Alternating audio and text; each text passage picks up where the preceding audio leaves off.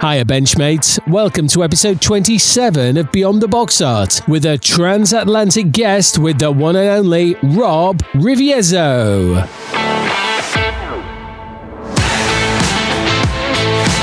Your host, as usual, is Brownie with his co-hosts Dan, Nebs, Balders, Shane and the return of Spencer Pollard.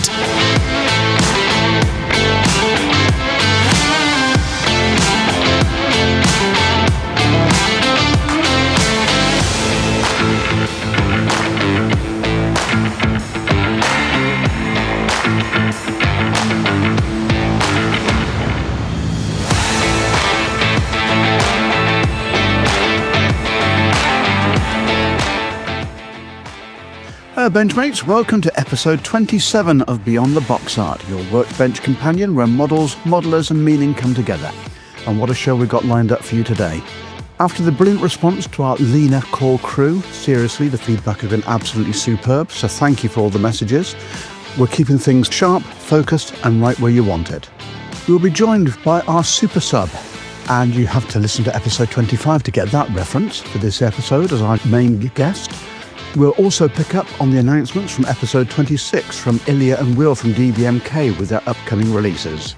So whether you're at the bench, in the car, or sneaking 5 minutes with a brew and a sanding stick, settle in.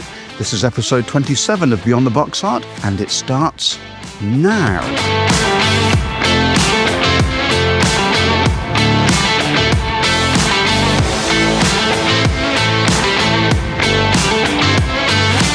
So joining me for this episode are Dan. Hiya Benchmates. Nevs. Welcome back everybody. Boulders. Hello Benchmates. Shane. How's it going, Benchmates?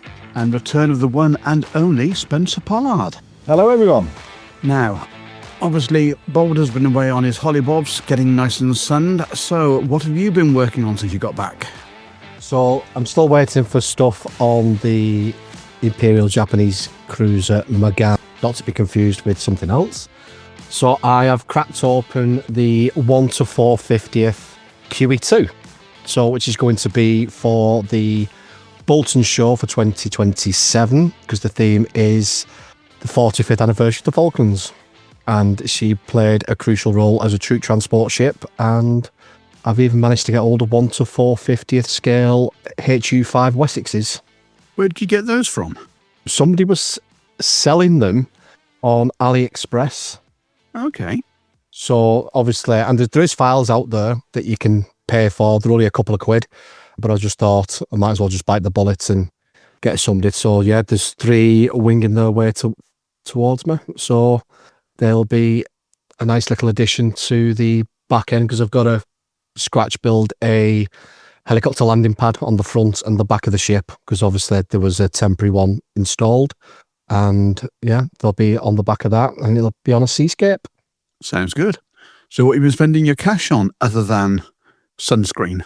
Nothing this time. I did place an order for books some time ago. I think it was mid-February, and they actually landed the day after I flew out on holiday. So I only got those on the 1st of April. So they're the Kagero books on HMS Rodney, HMS Hood, Vanguard, Royal Oak, and Furious, I think. Okay. On Invincible as well. So yeah, that's the only thing. But I spent that weeks ago, so I've not spent anything as of yet. Okay. In that case, moving on. Dan, what have you got on the bench? On the bench is the bit different from me, the Tommy Shelby figure that I picked up at the Telford show, which is a last minute purchase. He's here. You can't really see him that great with the light, but I haven't 100% finished him. He still needs a coat of matte, because clothes are not supposed to be shiny unless it's leather, and his jacket is definitely fabric. So I need to get a matte coat on it, but I will use my Winsor & Newton Artists matte, because I know that that's safe, because we've all done it. You've put a nice coat of matte on a finished project and it's frosted or all gone wrong. So I know I'm safe with that. So that's good to do. And then I need to make a plinth for him. I've got a really nice wooden one, but the wood is very, very light, and the varnish on it's a bit, I think they sprayed it with a handful of dust in it, so that all needs sanding back and painting and making look nice. And then I will pin his foot and mount him onto the plinth. And armour wise, I've literally just finished today the little 1/48 scale M10 Achilles that I started building during the 48 and 48. And I got it all finished, painted, weathered, and last night I sat and painted all the little stowage bits and pieces, because all of the reference photos for these, they're covered in stowage boxes, wooden crates, bed rolls, all the rest of it. And I always think you've got to be careful, and this isn't a slight on anybody when they put stowage on a vehicle, but in the first instance, with bed rolls and stuff, particularly if they're cast in resin, if they've got a flat bottom on them, they need to be on a flat surface. You can't have something with a flat bottom hanging over, because if it's not rigid, it's made out of material, it should go over the side. And the other thing, which is a bit of a pet peeve of mine, is stowage that is not tied down, because if you're bumbling along on a tank and you've got wooden crates and boxes and stuff and there's nothing tying it down, then it's not going to last long on the back. So I used some sewing thread that was quite thick, but it was bright yellow because I believe it's used for denim. The missus raided the sewing box. So I've weathered that down with some Tamiya, good old Tamiya panel line accent colour, and that dulled it all right down. But you got to think about how you tie stuff off as well. So I used the light guards and the cast lifting lugs that were on the front and back to tie everything down. So yeah, really pleased with that. It's another 48 gem in my favourite scale for armour at the moment. So yeah, that's done. So I've got a clear bench. And what have you been spending your cash on? Not loads. Premium Hobbies had another one of their flash sales, because I believe they're still in the process of either selling off and moving to somewhere else. So I jumped on. Admittedly, there's not a lot of what I wanted in stock, but what they did have was the Mr. Super Metallic 2, which is one of my favourite lacquer metallic paints, and I managed to get all what was missing out of the collection. So I've got every colour of their super metallics now. I've completed the whole collection through the numbers, so I'm really, really happy with them. I saved a good chunk on the purchase cost of those. And the other thing I did get was from Liang Models, and it's their soft tow cables that I was using picture hanging wire for tow cables, but even that's got a steel core and it's a bit too springy when you're trying to sort of manipulate it to where you need it to go. This stuff is super soft. You have to be really careful with it that you don't dent it, but it's perfectly in scale for making tow cables, particularly in 48 scale. This is what I've discovered with 48 is, while there are millions and millions of accessories for 135th, the pickings are a little bit slimmer for 148, so you have to do a bit more research and shopping around. But I can see Spencer taking notes on this. As he's started with his AFEs again. Well, this comes in 1 meter, Spence, and this is the 0.6 millimeter diameter that I went for, which I think. Where did you get that from? That was, I think it was through eBay, but as usual, when you buy it, they give you a leaflet saying buy direct from us. So I can't remember. How's that spelled? It's Liang. Aren't they the American distributors for a load of Japanese products? I seem to remember listening to one of the other pods and they had the owner of Liang on at the show. Oh yeah, there's plenty of places on eBay that sell it. It's a pretty good price as well, isn't it? Well, I mean, a meter is going to last a lot of 148 scale models. Yeah, do they do different sizes? Yeah, they do about 3 or 4 different sizes. Actually, they do more than that. They do quite a lot of different sizes. So, I mean, I thought, well, I'll just get this one and see what it's like. And now that I know what I'm getting for different, I see like the KV2, the big Russian KV2 that I've recently finished, the tow cables on those things are massive. They're super, super thick. So in a way, this is the wrong scale. You would need to go a bit bigger. And is it similar to picture hanging wire, or is it more detailed than that? No, it's a lot more detailed. The twist on it is more accurate to what a tow cable would be. Yeah, because the twist on picture hanging wire is a bit too open, so to speak. Yeah. But this is true. I know you can do it with a drill and brass wire and make your own, but for what it costs, this stuff's ready to go out of the packet. No, I'm definitely going to hunt some of that down. That looks great. Yeah, that's a great recommendation. Give it a go. Okay, with that then, Nevs. So I'm still cracking on with the 3 ships that I talked about a few episodes ago. So the Nassau, the Brandenburg, and the Scharnhorst. I've solved the little problem I had with Scharnhorst. That's the main one that's on my bench at the moment. Nassau's sort of had to fall by the wayside a little bit, and with the Flyhawk kit, they're definitely there for people that are genuine enthusiasts. If you didn't like the Scharnhorst, don't bother building it, because it'll go into every single binocular, davit, whatever it is on the battleship. So it's very enjoyable build, but it is taking a very long time. For instance, just the main tower on the Tamiya kit will be done in 6 parts, and this one's about 10 times that. So yeah, that's powering ahead with the Scharnhorst, because I do want to get it done for the club challenge in June. So yes, that is pretty much taking up my time at the moment. Okay, and what have you been spending your cash on? How long have you got? Oh, So right. well, to be fair to me, it's a few episodes since I last did my on the bench, but I did buy quite a few ships in the meantime. I finally got a hold of the ICM Kaiser's fleet before König-class battleships. I picked up a few of the SS model 3D printed ones, but to be honest, I'm not entirely impressed with those, because the resin hasn't quite cured. It's almost like it's been hit by a heat ray on its way over from China, so they'll take a bit of rescuing, really. But I got a couple of US cruisers, the Northampton and the Wichita, as well as USS Oklahoma, which was sunk at Pearl Harbor, and another German dreadnought. So I've got plenty to be cracking on with there. But like I say, this half of the year at least, it's very much German battleship focused and getting those built. Okay. Anything else? No. I've got some more orders on the way for the business. One order from Japan, one from Poland. So my house will become a warehouse even more. There's a few kits for myself in there, but only like 1 or 2 at most. But they'll be arriving in the next few days. Yes. Yeah, I like to import the Japanese manufacturers because A, you don't see that much of them in the UK, and B, when you do, it is massively overpriced. So a lot of the products I've had so far are ship-based, but in this big order that's coming, there's plenty more aircraft. So aircraft modelers can take note, particularly in 32nd and 72nd. There's a few jets, a few Second World War planes. So yeah, it'll be interesting, and it will all go up on the online web store as soon as they arrive. And the address for that is? pondstones.sumupstore.com. Okay, with that, Shane.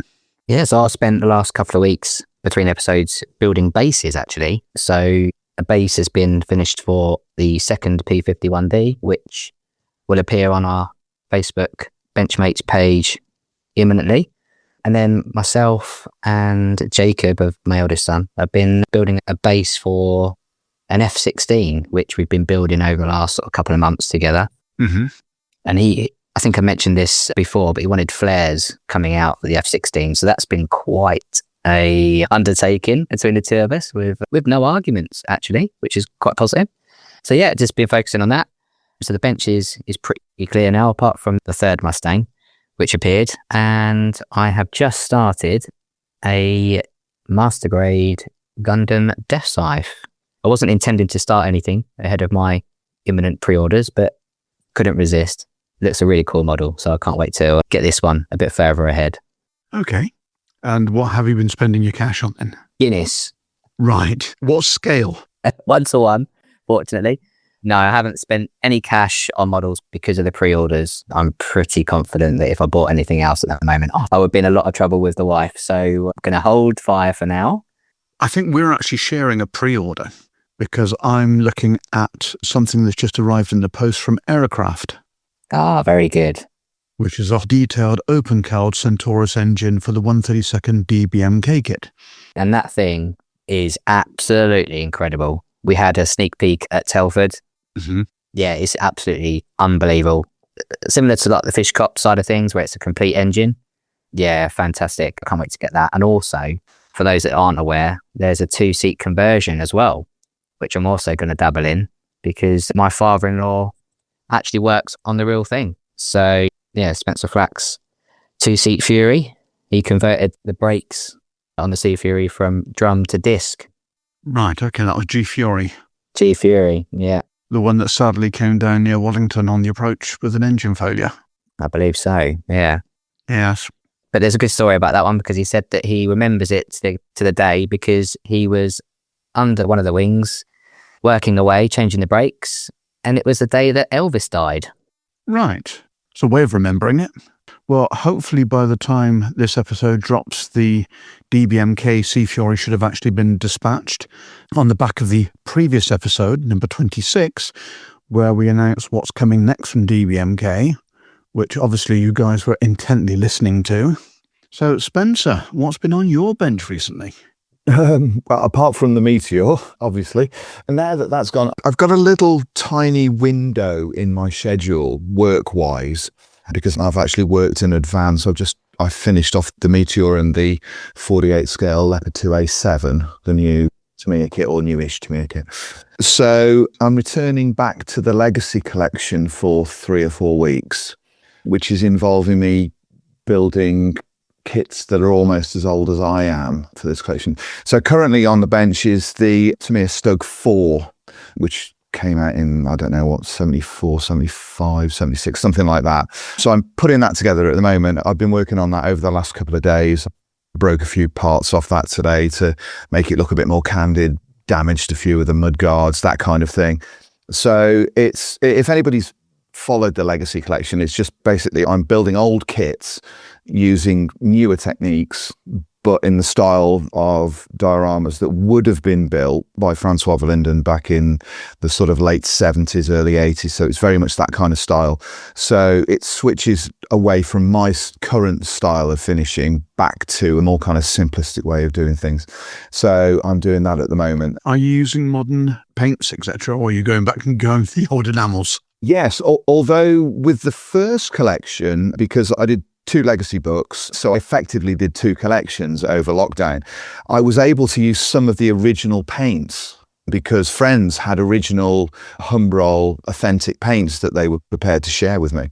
So I did get to use those. But what I've tried to do is I've tried to match the colours as much as possible, which is not easy because Humbrol's formulation and also colours changed over time. They had distinctive colours that were used by him, French artillery green, khaki, German grey, those kind of colours. And although they appeared in the Humbrol range, those colours changed, and also the formulations changed as well. So I was spending time almost colour chipping original modelling paints rather than colour chipping actual paints used on real vehicles. So that's that. So the Stug is sat on my desk at the moment. It's about halfway through. Tomorrow I'm planning, whilst I'm listening to the football, to try and detail it. I want to replace all of the side skirts. I want to replace the machine gun shield on the upper hull, that kind of thing, add a few details in and around it. But whilst I'm doing that, I've also put together a collection of ultra rare Verlinden DCS plaster buildings. Now, the DCS range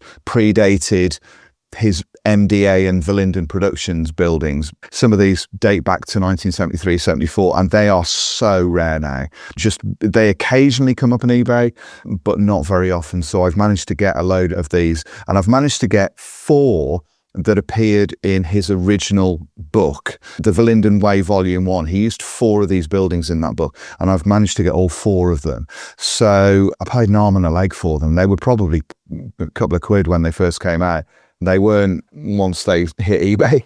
They were a lot of money, but they were kind of worth having. So there is that. And then beyond that, I'm obviously looking at starting work on other things that are going to be done for work. Messerschmitt 109 G6, the Airfix, the big Airfix one, is one of those builds.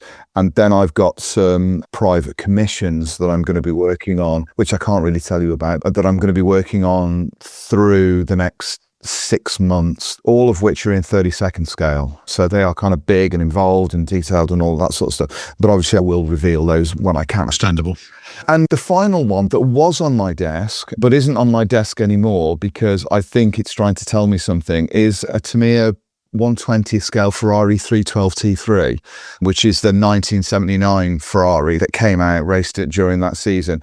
Now, I've had 4 of these kits. Currently 2 sit in my workshop. I had one when I was 15, 16, something like that, which I bought, built, and sort of put on the shelf. Then I decided that I wanted to build another one as part of this legacy collection because Francois had built a diorama around this particular car. So I bought another one and stuffed up the paint job to such an extent that the kit ended up in the bin. And this is only going back a few years. So I got myself a replacement. And then I realized after I bought this replacement that the diorama that he built that I wanted to mimic needed 2 kits because there were 2 sets of wheels and tires. But obviously I'd then thrown out the kit that I could have used for the spares, which is a stupid thing to do. So I then had to buy another kit. So now I've got 2 of these. So I've had 4 of these 312 T kits. And so yesterday I thought, well, what I'll do after messing up the paint job for a few, I say months back, but it's probably over a year back, messed up the finish. I thought, what I'll do is I'll strip this down and I'll repaint it. So I tried doing that yesterday and I messed it up a 3rd time. So that was 3 times I've tried to paint a red model with white trim and I ballsed it up all 3 times. And so I got so mad with this thing yesterday. I went and sort of stormed off into the living room, slumped on the sofa while Elizabeth was watching the TV. She took one look at me and went, "That didn't go well, did it?" And I went, "No, and I don't want to talk about it." So currently the model is back in its box on the shelf and it's going to be painted a 4th time. I'm starting to think that this model is trying to tell me something because I cannot believe that something this simple is proving to be this challenging without there being an outside influence out there trying to tell me that maybe it's just not worth the hassle. Is it worth trying a slightly different approach? Oh, I've tried all that. Oh. I tried the zero paints with the 2K onto it. I tried zero paints with the standard lacquer. I tried Tamiya paints with their clear. I tried a matte finish covered in clear, and that just looked like I painted it with a yard broom. I don't know. I mean, I do way more complicated models in way more complicated colour schemes than this one, but for some reason I just can't seem to nail it. But I'm not going to admit defeat. At some point I'm going to paint this damn thing and get it looking the way that I want it to. I'm just not in the mood to do it at the moment. So this is one of those projects that I'm chalking up to it's a disaster and best ignored and sort of move on. It's driving me to the point of distraction now. So I think I'm better off just leaving it. Otherwise, it's going to be another kit that goes in the bin. And I don't really want to do that because it was quite an expensive purchase because these things are deleted and they're about 70 or 80 pounds to buy one of these kits now. So it's probably a bit too expensive for me to toss up the wall, but that's it. So yeah. What do you use as stripper? What did I use as stripper? I just soaked it in leveling thinners. Okay. In Mr. Colour. Because it was only 2 parts, it was essentially only 2 parts. It was only like, there's the lower chassis is one piece, and then you've got the upper monocoque, which is another piece. So I just put it into a Chinese rice box and just covered it and left it for a couple of minutes and then just washed it off. That might have been my problem. I was lying awake, as you do, maybe all modelers do this. I was lying awake at 3 o'clock in the morning thinking, so how was it that I made such a mess of this thing and what? But it could be that there's contaminants on the plastic for the cleaning process that I hadn't cleaned off properly. But I thought I'd done that enough, but I don't know. I've given up thinking about it, to be honest. Having my nightmare with the Musaru Cup with that Toyota build where I had to strip the paint off and repaint it and finish it within 7 hours. Yeah. That wasn't fun. No.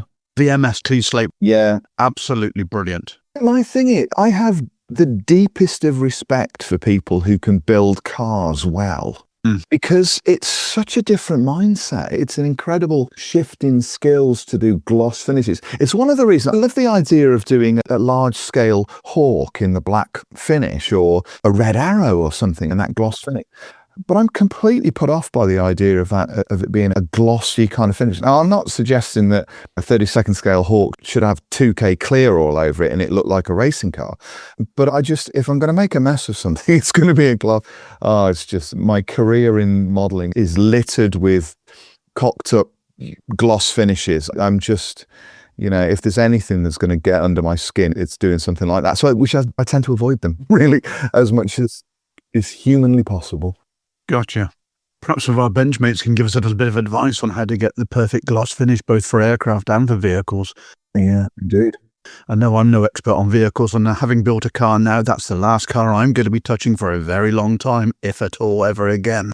Yeah, the slightly disturbing thing is my next build for Marcus for Tamiya magazine is the new Honda Prelude.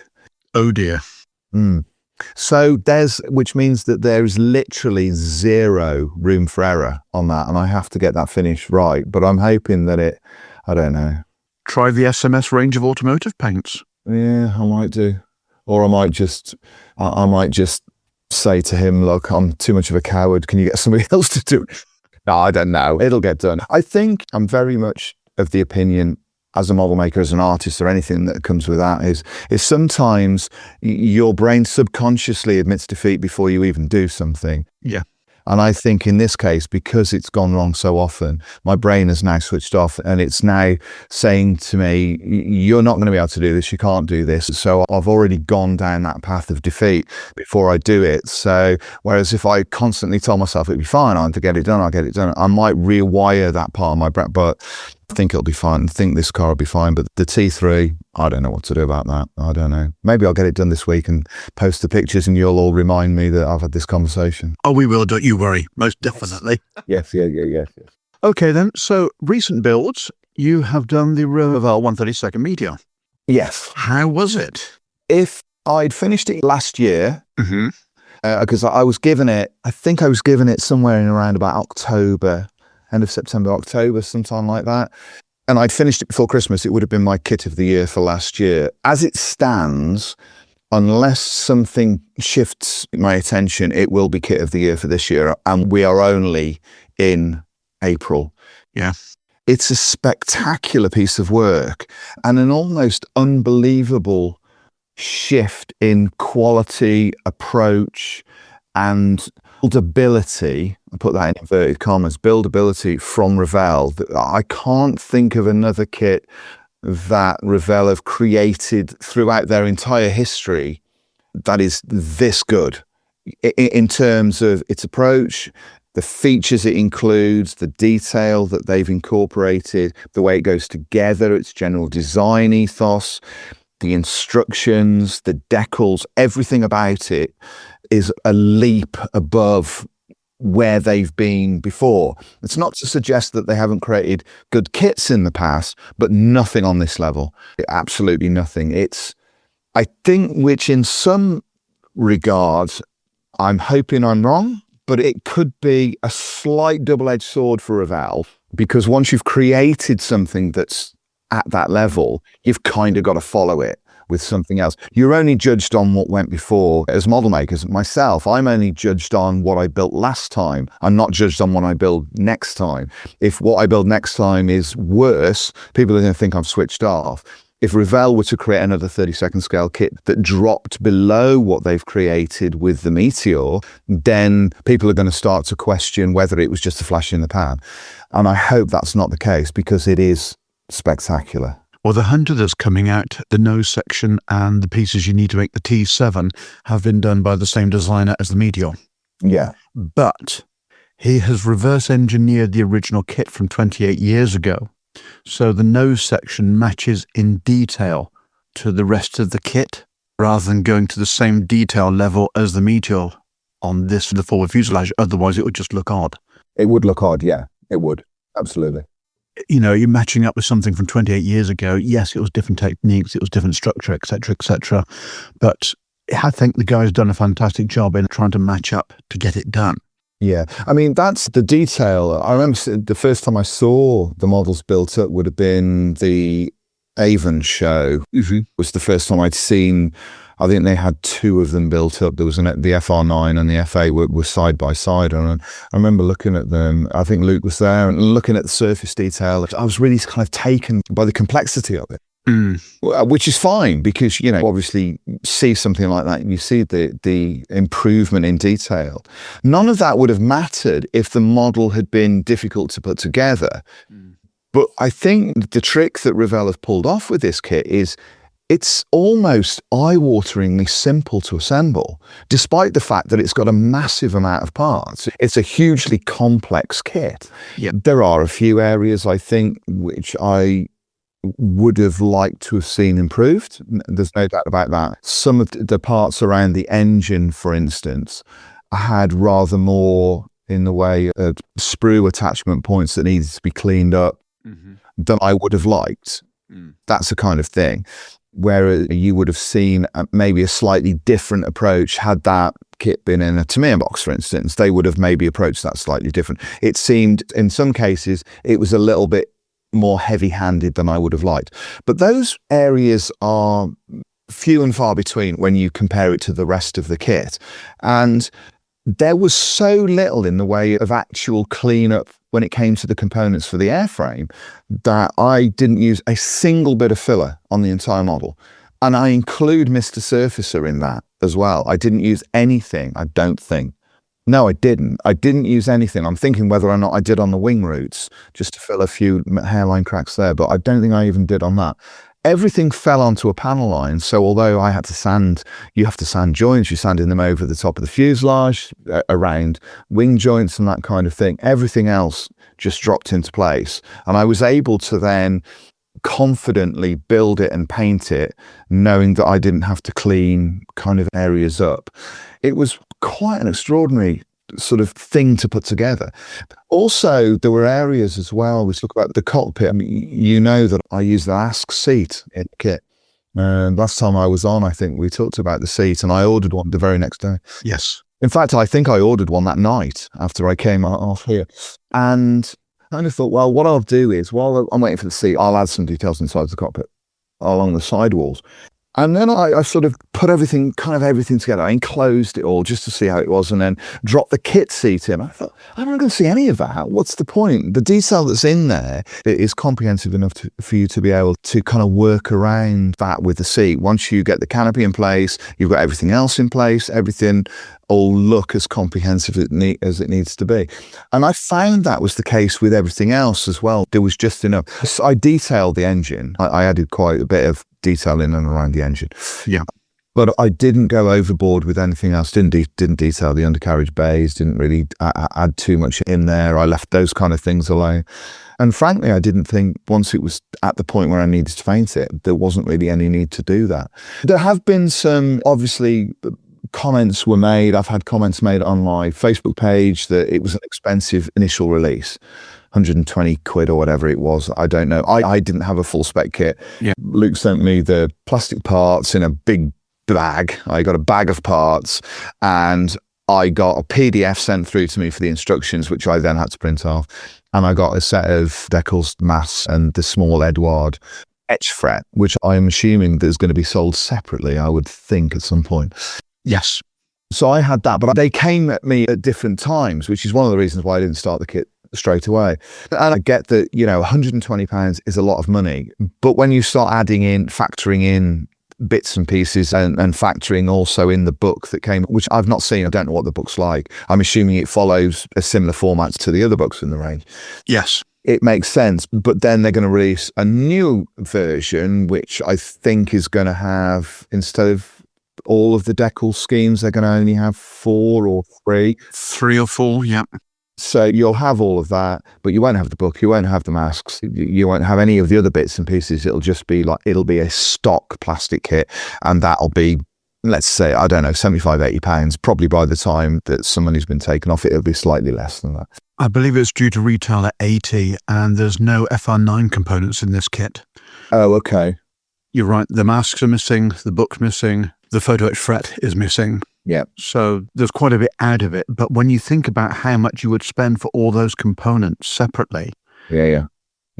When you look at £80 for the base kit, which you're still getting one hell of a kit for it. And when you actually compare it to something like a Qatari Spit.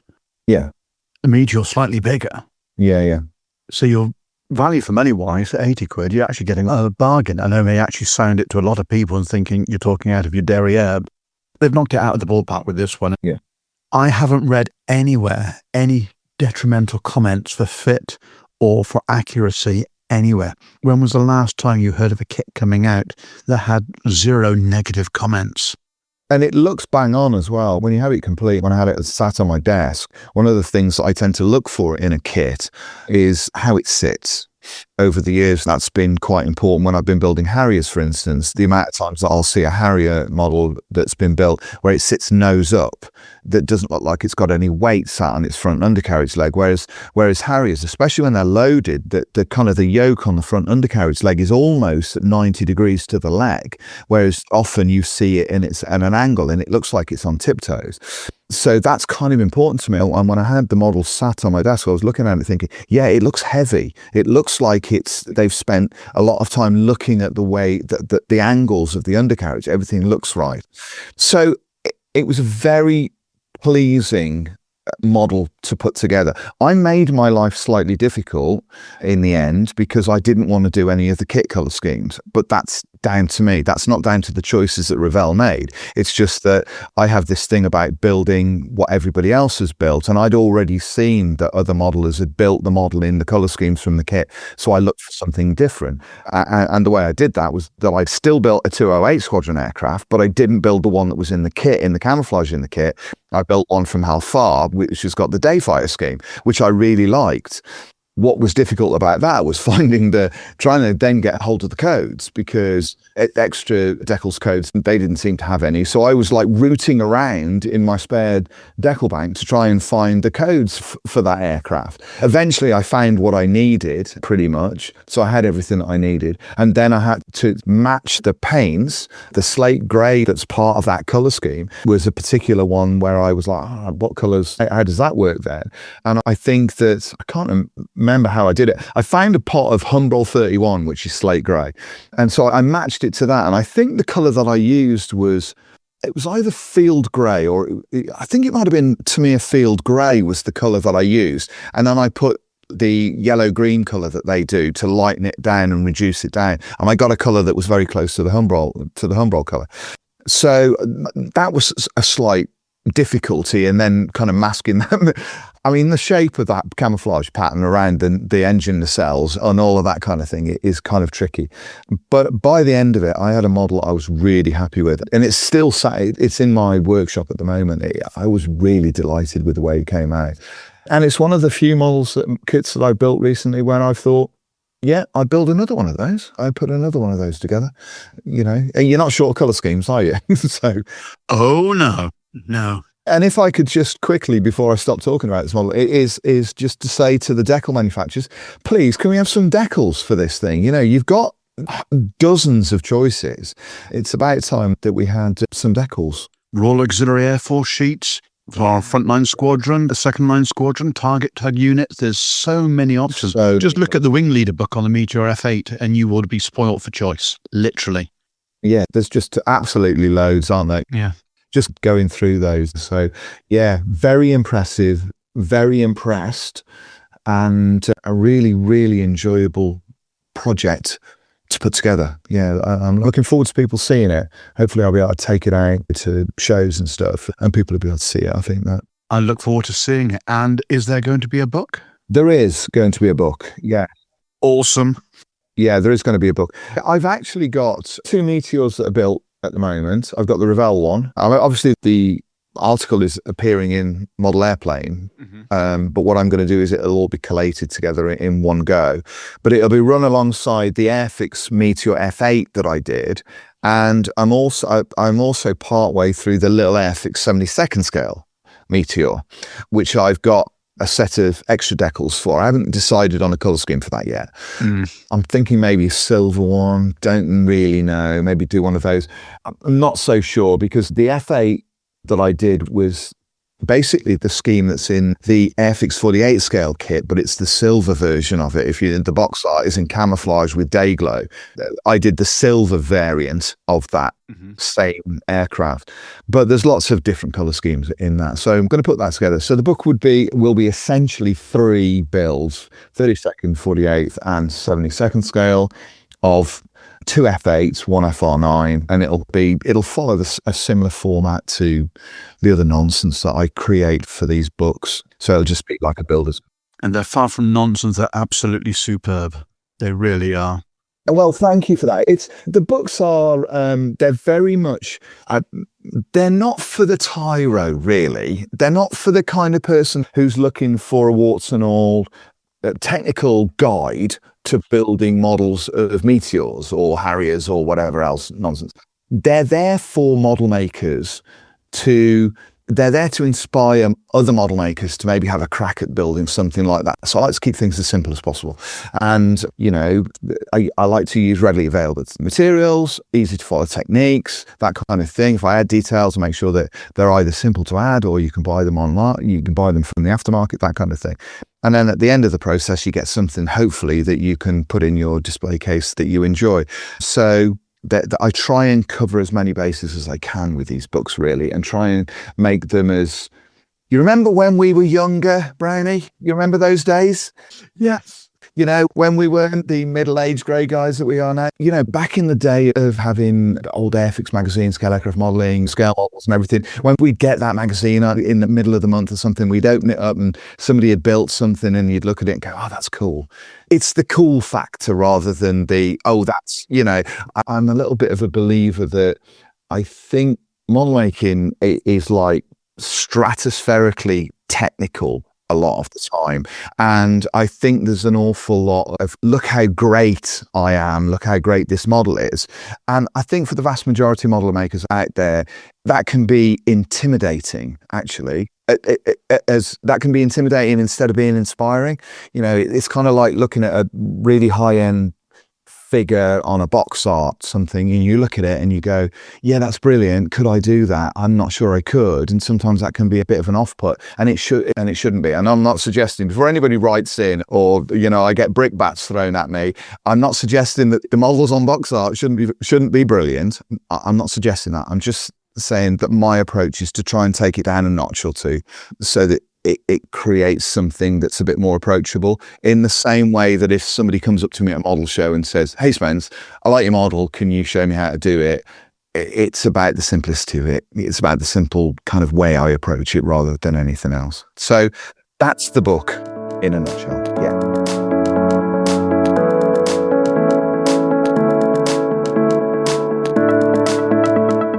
Beyond the Box Art is brought to you by Ammo by Mig Jimenez, Fishcom Model Company, Guideline Publications, Phase Hanger Resin Accessories, and the Scale Modelers Supply.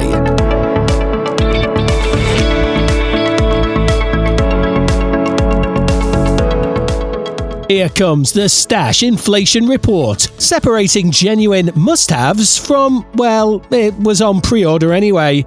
Right then, Benchmates, it's time once again to pry open the wallet, ignore the increasingly panicked look from the banking app, and dive headfirst into the latest Stash Inflation Report. And we're kicking off this time with a proper spread of new releases, limited editions, prototypes, and enough Spitfire development history to keep the rivet counters very happy indeed. First up, Hobby 2000 have a pair of 132nd Heinkel 162 Volksjägers inbound.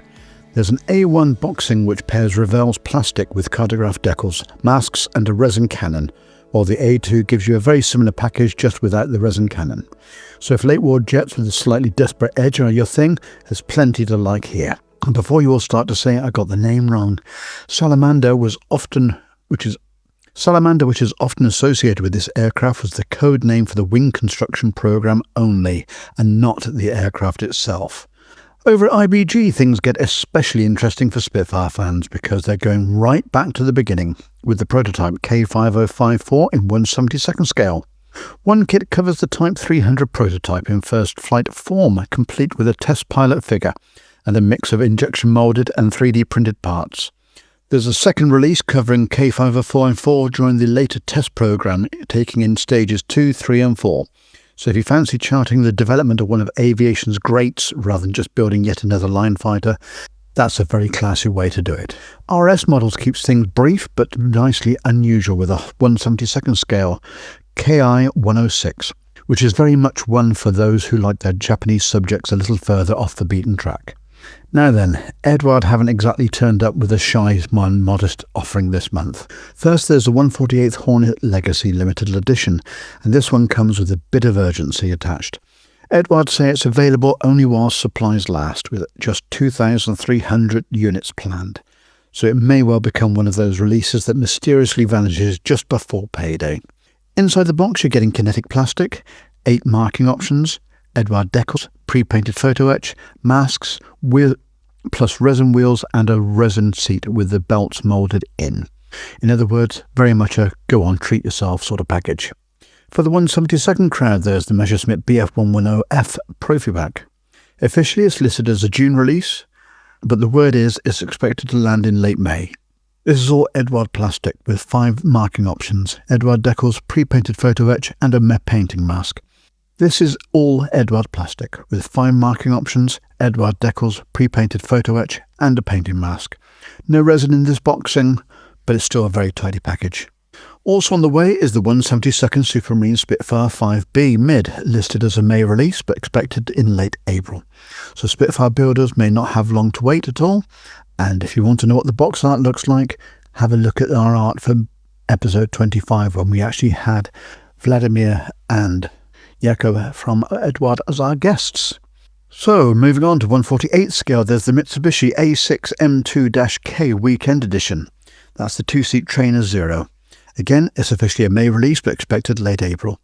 You get 4 marking options and Edward decals, but being a weekend edition, there's no photo etch, no masks and no resin, just plastic decals and the quiet expectation that you know what you're doing. And then we come to the big bruiser of the batch, the 148th Curtis P40K Warhawk Dual Combo in Royal Class. This is another May release, and it includes parts for 2 complete kits, letting you build a pair of short-tail P40Ks in United States Army Air Force, Royal Air Force and South African Air Force schemes. In the box you get 8 marking options, Edward decals, pre-painted photo etch, masks and a healthy helping of resin, including exhausts, 2 sets of wheels, and seats with harnesses. There's also O-mask wheel well plugs, and because this is Royal Class, yes, there's even a mouse pad in the box, which is either delightfully eccentric or a sign that Edward are now packaging these things for people who never leave the workbench. If airliners are more your thing, X-Scale have something a little different with 144th Boeing 737-200 in Delta Airlines colours, complete with 3D printed engine fan blades.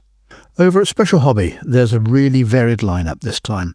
First in 148th is the Caproni CA312 Italian export bomber, a fascinating light twin that began life as an export proposal for Belgium and Norway, only for those orders to evaporate and the aircraft to end up in Italian service instead. Some even operated as white-painted ambulances on the Eastern Front, complete with red crosses. The kit itself is classic Special Hobby, mixed media territory with 3D printed parts, resin and photo etch covering areas such as the engines, cowlings, undercarriage components and interior. Markings include the Norwegian prototype with the smooth nose, plus 3 Italian step nose aircraft, including that very striking white ambulance machine from the Caucasus. Then in 172nd scale there's the AT-6 Texan Little Warrior. Yes, we all know the Texan as a trainer, but this boxing leans into its very real combat record, from Korea to colonial and counterinsurgency conflicts, and service across a long list of post-war air arms. This release uses Academy's AT-6 mouldings, but adds new tooled injection canopies for multiple versions, along with 3D printed resin and etched parts, particularly around the undercarriage. Markings include 2 US Air Force aircraft from Korea, a French aircraft from Algeria with a rather eye-catching painted beast mouth, and a wing-gunned Spanish Texan, a Syrian machine, and an Israeli Air Force Harvard. Also from Special Hobby, there's the 172nd Curtis TP40N Warhawk covering the 2-seat trainer variant, which is another nice left-field choice for those who enjoy the unusual corners of familiar aircraft families. And one final note for 172nd, Tempest fans, Special Hobby are working on an entire family of Tempest kits, including the Mark II, 5 and 6. So if that all comes together as planned, it looks like we'll be getting the key variants in one consistent scale, which is no bad thing at all. And yes, plenty going on in aviation, from the Spitfire prototype and Luft 46 oddballs, right through to the Warhawks, Texans, Tempests and even a Delta airliner for good measure. But before I do any more financial damage on behalf of our benchmates, let's taxi off the runway and head for the muddy stuff, because Dan's been rummaging through the armour releases, and as ever, there are track vehicles, big guns, and probably something with far too many road wheels. Dan, over to you. Thanks, Brownie. while you've been keeping the Benchmates in order, I've been rummaging through the latest armour announcement to see what's rolling off the production lines. First up, and this one is absolutely enormous, I Love Kit are releasing the M1074 HEMTT PLS with M1076 trailer in 1/35 scale. If you like your military vehicles big, complicated and requiring an extension to the display cabinet, this is definitely one to look at. The palletised load system was designed by Oshkosh and entered US Army service in the 1990s, seeking action in Bosnia, Kosovo, Afghanistan and Iraq. The kit itself is packed to the rafters with over 1,000 parts spread across 26 sprues, plus rubber tyres, clear parts, photo etch and even brass wire. You get a full drivetrain with the engine, transmission and suspension, detailed cab interior masks for the windows and lights, and enough parts to keep you busy until at least next Christmas. At over 1/2 metre long once built, this thing is going to dominate the shelf. It comes in at around $155 straight from HobbyLink Japan, which sounds steep until you realise you are effectively getting half the US Army logistics chain in one box.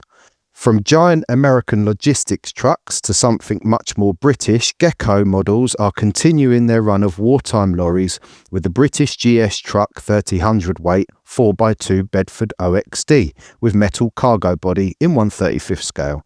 Now this is very much the sort of vehicle that quietly did the hard work in the background during the Second World War, hauling troops, supplies and just about anything else that needed shifting. This new release gives you the later closed cab version rather than the earlier open cab truck, and there's a choice between an open cargo body with steel sides or a canvas covered version. The kit also includes photo etch, detailed interior parts, separate doors that can be posed open or closed, and a nicely detailed 6-cylinder petrol engine under the bonnet. There are 4 marking options included, all in glorious shades of wartime khaki, plus a collection of jerry cans and flimsies for anyone who likes cluttering up their dioramas with all the things soldiers inevitably had to carry around.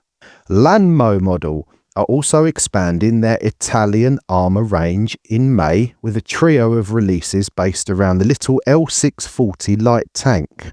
We are getting the standard L640, the prototype M6 version, and a dedicated interior set for the whole series.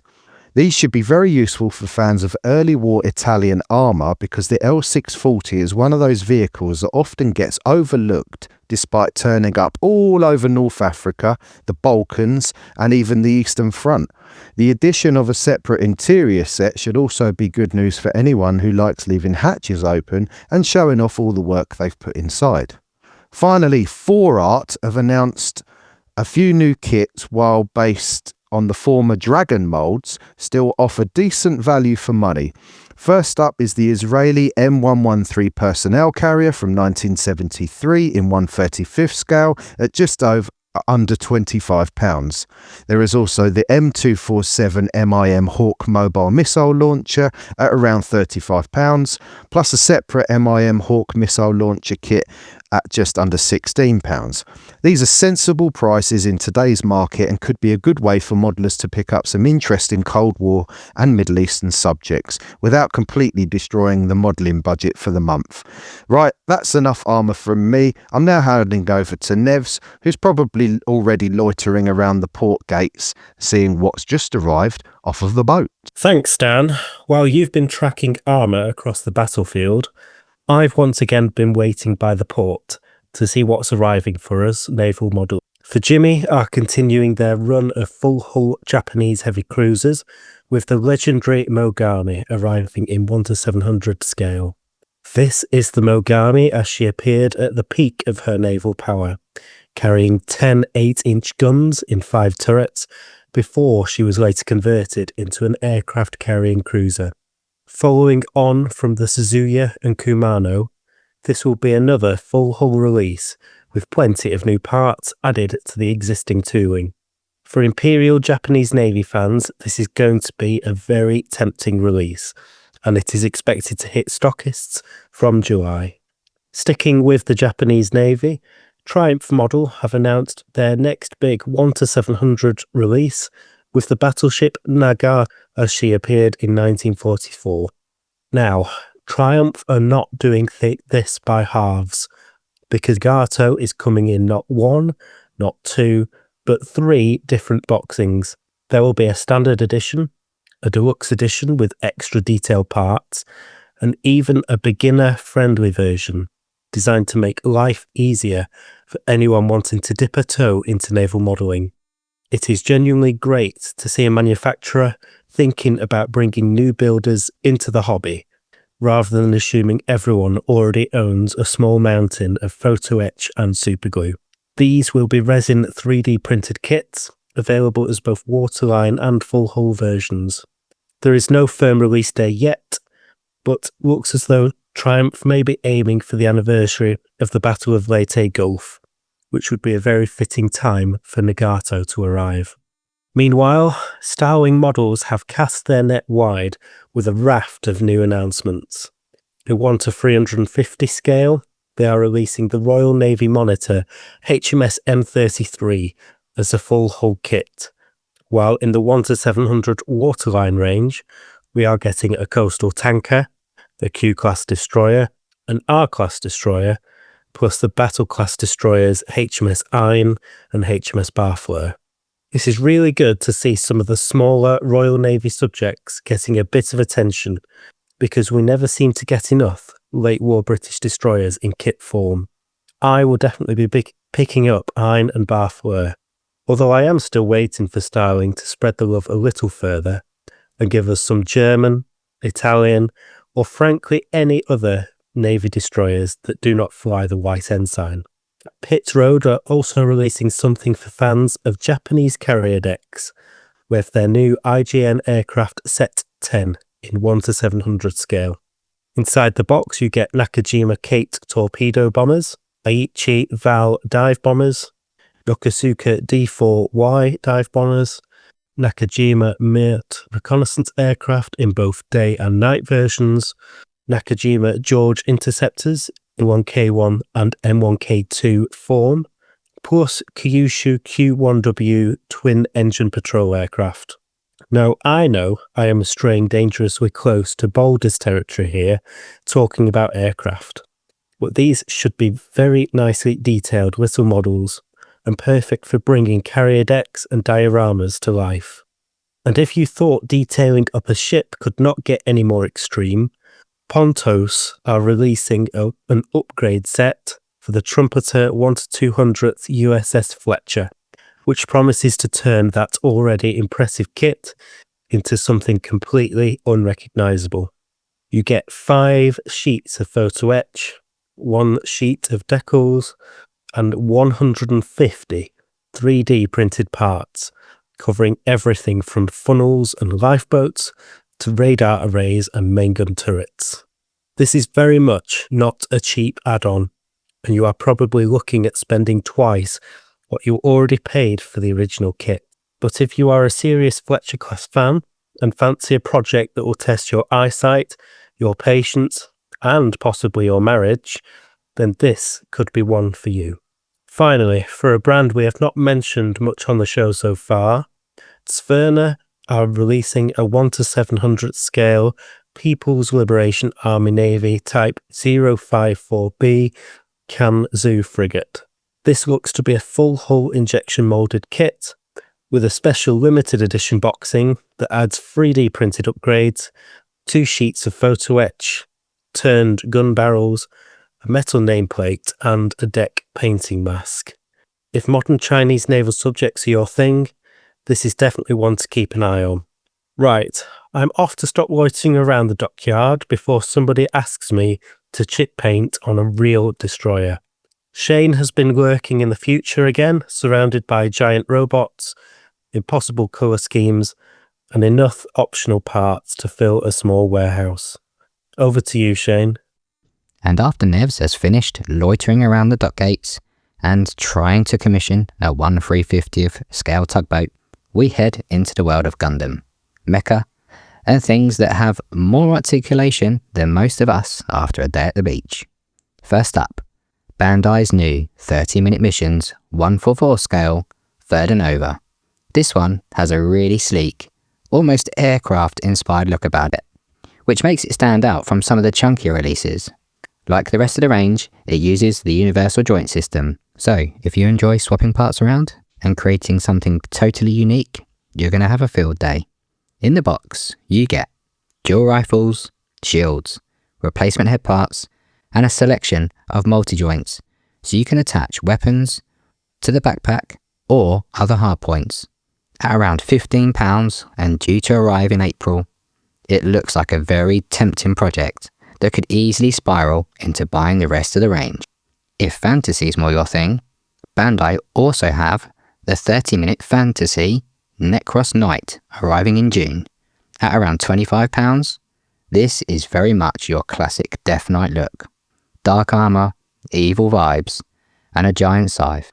The clever part is that it uses the same silhouette body as the Libra Knight, so there's loads of scope for kit bashing and customising if you want to create your own fantasy warrior.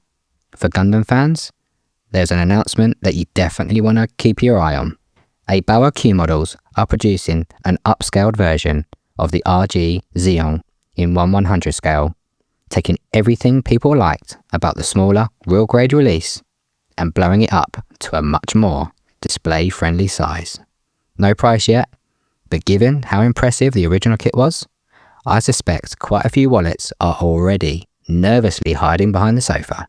And for those of you that like their mecha with a bit more weight on them, literally, Tron Model have announced their 1/72nd Schwarzritter action figure from the Iron Saga universe.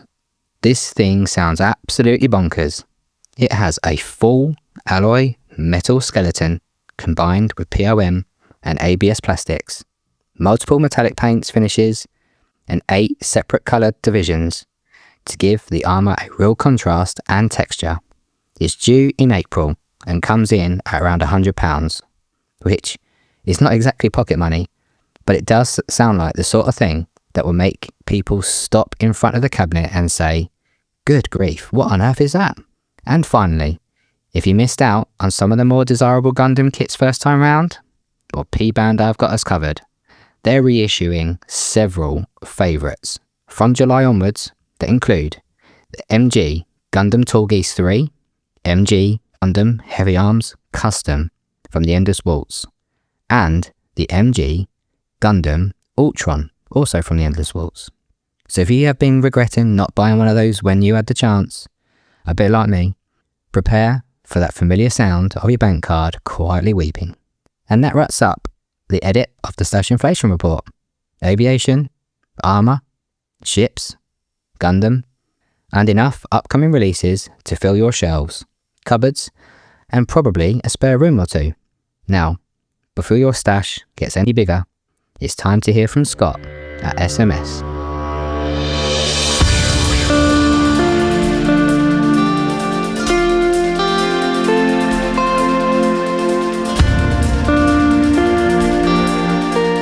Are you looking for top quality paints for your next project? Then look no further than the Scale Modeler Supply. Hi, I'm Scott, and as a passionate modeler myself, I've spent years creating the SMS product range, designing them specifically with a scale modeler in mind. We've worked extensively to develop our acrylic lacquer paint range to not only be airbrush ready straight out of the bottle, but also to be very easy to use so that anyone of any skill level can create professional results with minimal effort. Just give the bottle a good shake, pour into your airbrush and spray at 15 psi. So dive into your next project with confidence, knowing that you're backed by one of the finest hobby paints on the market. Head over to our website scalemodeler.com.au to check out our full range and to find your closest retailer.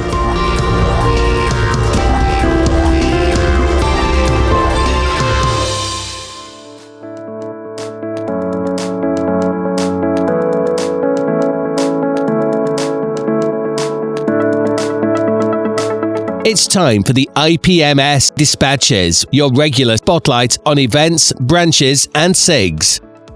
So, time for another IPMS spotlight on the branches, and this time we are going to IPMS Middleton Cheney with Sam Evans, the chairperson. Welcome. Hi, thank you very much for having me. You're very welcome, and the first and most obvious question that most people will be asking is, where the hell is Middleton Cheney? Yes, that is the common question that we get asked. We are a few miles outside of Banbury, so Oxfordshire, Northamptonshire border. Gotcha. Okay, and have you got much of a geographic spread for members, or they're relatively local to you? Relatively local. We've got sort of 10-mile radius for members. We do have some members that are a bit further afield, down in sort of Bristol area, and we are twinned with a club in America. Okay, which club's that? It's a club in New Jersey. Okay. They're a small club as well, but we actually met their chairman at Scale Model World 2016. Mm-hmm. That was our first year that we did Scale Model World, and we met a lovely chap called John, and we sort of hit it off quite well and twinned with their club. Fantastic. Okay, I'm just thinking, you saying that, I haven't heard of many branches actually being twinned with overseas organisations. I wonder if there's many more out there. I don't know. It was just something that kind of happened so naturally for us because we'd like to be sort of we go against the norm, which the further we get into this, you'll realise is very true. I'm slightly worried what questions I'm going to ask next now. On the back of that, okay, well, if there are any branches out there, and you don't have to be a UK branch that are twinned with other IPMS branches outside of your own country, please just drop us an email at info@beyondtheboxart.com and let's get you on and have a chat about you and see if we can get both sides of the twinning onto the show at the same time, which I think would be an interesting experiment. But, okay, moving forward then, Sam, looking, and no disrespect in any way, shape, size or form, but for a branch chair, you seem incredibly young. If you don't mind me asking, how old are you? I'm 35. So the club has been running since 2005, and I was there from the beginning. So I was there from young me to now, and it just became a natural progression. So again, with 2016, we did a year-long Star Trek display. And I stepped up to be the club secretary because it was kind of my models that were on display the most. So I then kind of progressed, and then 2019 I became the chairman, and here we are today. I've survived the club going through a lockdown, and yeah, we're still going strongly. Right, you were talking about your history and Star Trek, which personally I'm a fan of. What were your themes after that? So Star Trek was our first proper theme that we've done as a club. We've done displays featuring TV movie models, but Star Trek was the first year-long display. So every show we did, we was dressed up as Star Trek characters. We took all the models out. It was all the ships from different fleets and everything. Then we did a bar, which was interesting because it was bottles of beer, any form of alcohol that was related to a model. So we had, your obvious Spitfire ale. There's Silverstone, which is local to us, and there's a lot of Silverstone ales out there. So we had race cars. In New Zealand at the time, you used to be able to get Hobbit-related alcohol as well. Yes, I've been there. I've been to the pub. Perfect. So yeah, we had a couple of Lord of the Rings and Hobbit-related models. And yeah, we took that to Scale Model World and had fun with it. Okay, did you require a license to have a bar at the show? Luckily, no, because we wasn't serving it. But we did have pumps that were from a pub, so right, we could have hooked them up if we wanted to. I bet there was a hell of a lot of disappointed people. There was. Oh, dear. Okay, carry on.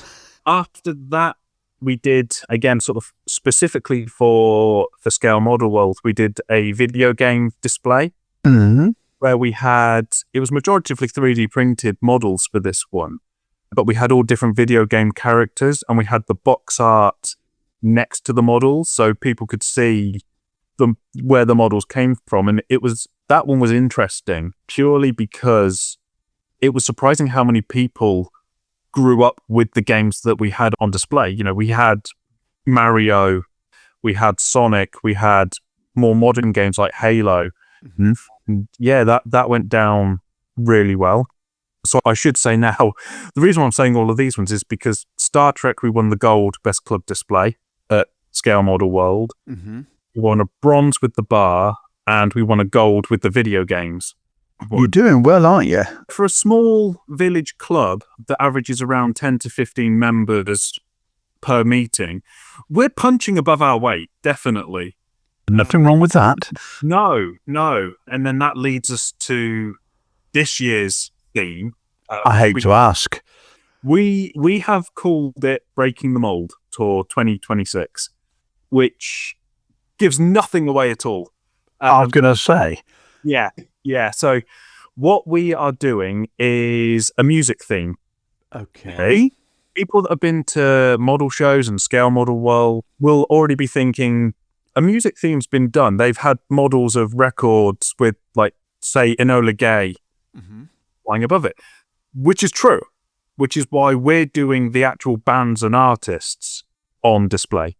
So I've 3D printed loads of different bands and artists, from the Beatles to Chuck Berry to Elvis. We've got Frank Sinatra, and then we've got more modern artists like Sabrina Carpenter, Taylor Swift, and kind of everything in between. And we've built a 3/4 foot stage where a band or artist will be on it at every show that we do. Light Circus got sound reactive lights. We play the music, and we just go out there and have fun with it. And the reception that we've had so far is really positive because, again, it's something completely different, which is why it's called Breaking the Mold. You go to a normal model show and it's mostly military models, which is fine. That's not what we wanted to do. We wanted to just be so different and show that there is a different aspect of model making out there that's not just the norm. We've taken a subject that people love, because everybody loves music in one way, shape or form. Yep.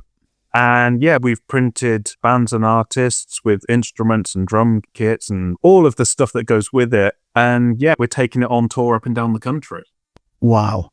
Well, one thing you're going to have to do is send us a picture of how it looks at the moment. So when this drops, the members can actually have a look on the website or on the socials to actually see what you're talking about, because it sounds impressive as hell. Of course, yeah. It's one of those ideas that came about so quickly and naturally for us. Were you in a pub when you came up with this idea, out of curiosity? No. It's an interesting story how I came up about it, which involves a lot of queuing. Okay. I went to see Sabrina Carpenter when she did her Hyde Park tour show in 2025. And I was bored waiting in the queue. So I was literally looking at STL files of bands and artists to print, of my favorite bands. Yeah. It went from there. So I put it forward to the club because we already had a theme planned for this year. Yeah. It was completely different. But I put it forward to the club and they ran with it even further. So we're now, I think, 4 or 5 shows into this year's tour, and we've still got a lot of bands and artists to come, which is insane. And so the whole thing came about because I was bored in a queue and I like music. Okay. Well, there's nothing wrong with either of that for the hobby in any way, shape, size or form. But okay, going back a little bit then. So the branches at Middleton Cheney, where do you meet? So we meet in the library, which is on the main road. Postcode is Oscar X-ray 17 to Papa Delta. We meet once a month, which is every third Thursday of the month, starting at 7 p.m. And we try and build a few models, but it's mostly drinking coffee, eating cake, talking about models mainly. And then every other month we'll have an in-house competition. At the end of the year, the winner of it will be awarded a nice trophy. Okay. Yeah. Well, I must admit, most branches seem to hold their events in social clubs. Being in a library is novel. Do you actually get told to shush when you're actually having a conversation? No, so luckily for us, the library's empty when we go in. Right. Which is good. It's beneficial for us because it's got the right amount of space that we kind of need. Okay. and we can go off and do our in-house competition in one area while the rest of the club is talking, and so we can separate ourselves anyway. Okay, fair enough. Now, a lot of people obviously go to an IPMS branch meeting for the social aspect and the alcohol normally. You got me at cake.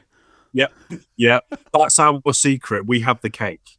You do realise you're now going to get absolutely inundated with new members. Yes, I do. Oh, brilliant. Okay, so you obviously say that your branch displays are slightly different compared to, in inverted commas, the norm. What do your normal branch builds normally turn out to be? Or what's the normal sort of genre that you guys build on a month-by-month basis? So as a club, we literally will do everything and anything under the sun. We do have people that do just military. We have people that do Warhammer. Yep. We have people like myself that does sci-fi and the 3D printing. Mm-hmm. So when it comes to a show outside of this year where we've got the theme, we will work out what the show is and what target audience we're looking at. Yep. So what we try and major in is getting the next generation interested in model making, while showing the different aspects of and different genres of models that are out there. So we'll have a bit of the military, and we'll have a bit of the TV movie related models, and we'll have the wargaming side of things as well. Okay. Well, that sounds really interesting. Must admit, most of the branches that we've held so far have got a very narrow, I'll say narrow. Let's just think about how to word this and actually cut this bit out and put it in so it doesn't sound quite so defamatory.